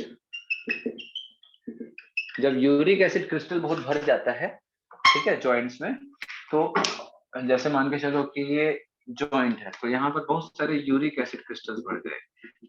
ये भी क्या है? मेटाबॉलिक डिसऑर्डर, ये भी मेटाबॉलिक डिसऑर्डर है, यूरिक एसिड क्रिस्टल। तो यूरिक एसिड क्रिस्टल क्या है बेटा? एक दाने जैसा, कंकर के जैसा। तो मान के चलो खुले पैर आप जमीन पे चल रहे हो, कंकर पत्थर गड़ेगा ना, वैसे ही ये क्रिस्टल्स डिपॉजिट हो जाते हैं। Yes, तो जब भी आप चलोगे तो क्या होगा? वो चुभन सा होता है, तो चुभन सा होता है तो फिर वो एक पेन क्रिएट करता है। तो इसीलिए गाउट में भी क्या होता है? पेन होता है काफी ज्यादा, ठीक है। क्रीम बनता कैसे? मेटाबॉलिक डिसऑर्डर है बेटा, मतलब बॉडी का मेटाबॉलिक जो भी हमारा, मतलब मान के चलो कि जैसे हमारा जो प्रोटीन है वो अच्छे से ब्रेक डाउन नहीं हो रहा है। यूरिया बनता है ना, यूरिया, यस सर। यूरिया के बाद यूरिया जो रहता है कायदे से किडनी से बाहर निकलता है। फिर कुछ यूरिया जो रहता है वो यूरिक एसिड में भी चेंज होता है। हमारी बॉडी में सिर्फ यूरिया नहीं बनता है, यूरिया से यूरिक एसिड भी बनता है। तो कई बार बॉडी में कुछ डिसऑर्डर्स हो गए, या ठीक से वो मेटाबॉलिज्म उसका नहीं हो पा रहा है, रिमूवल नहीं हो पा रहा है, तो फिर ये यूरिक एसिड जो रहता है ये एक्यूमुलेट होना चालू हो जाता है, ठीक है। इसका एक्यूमुलेशन जो रहता है जनरली जॉइंट्स में होता है। तो अगर ये एक्यूमुलेट होता जाएगा, जमा होते जाएगा, तो ये हार्ड क्रिस्टल जैसा हो जाता है, दानेदार, ठीक है। फिर उसके कारण प्रॉब्लम होती है। तो यूरिक एसिड क्रिस्टल, जैसे आप लोग कभी चिड़िया लोग कभी ऐसा सफेद सफेद, याद है मतलब होता है ना, कभी से गाड़ी वाड़ी में ऐसा पूरा गिरा रहता है पेड़ के नीचे, यस आप सर। कभी उसको ऐसा टच करके छू के देखना, कभी ऐसा किए और क्या है करके? नहीं। No sir. सूखा, सूखने के बाद, नो सूखने के सर। बाद क्या होता है, अगर उसको आप टच करोगे ना, ऐसे छुओगे, व्हाइट कलर का जो रहता है बर्ड्स का, जो फीकल में तो ऐसे करोगे ना, तो आपको ऐसे दाने दाने जैसा लगेगा, यूरिक एसिड होता है, ठीक है। यस। ठीक है सर। चलो फिर ये टॉपिक खत्म हो गया आप लोगों का।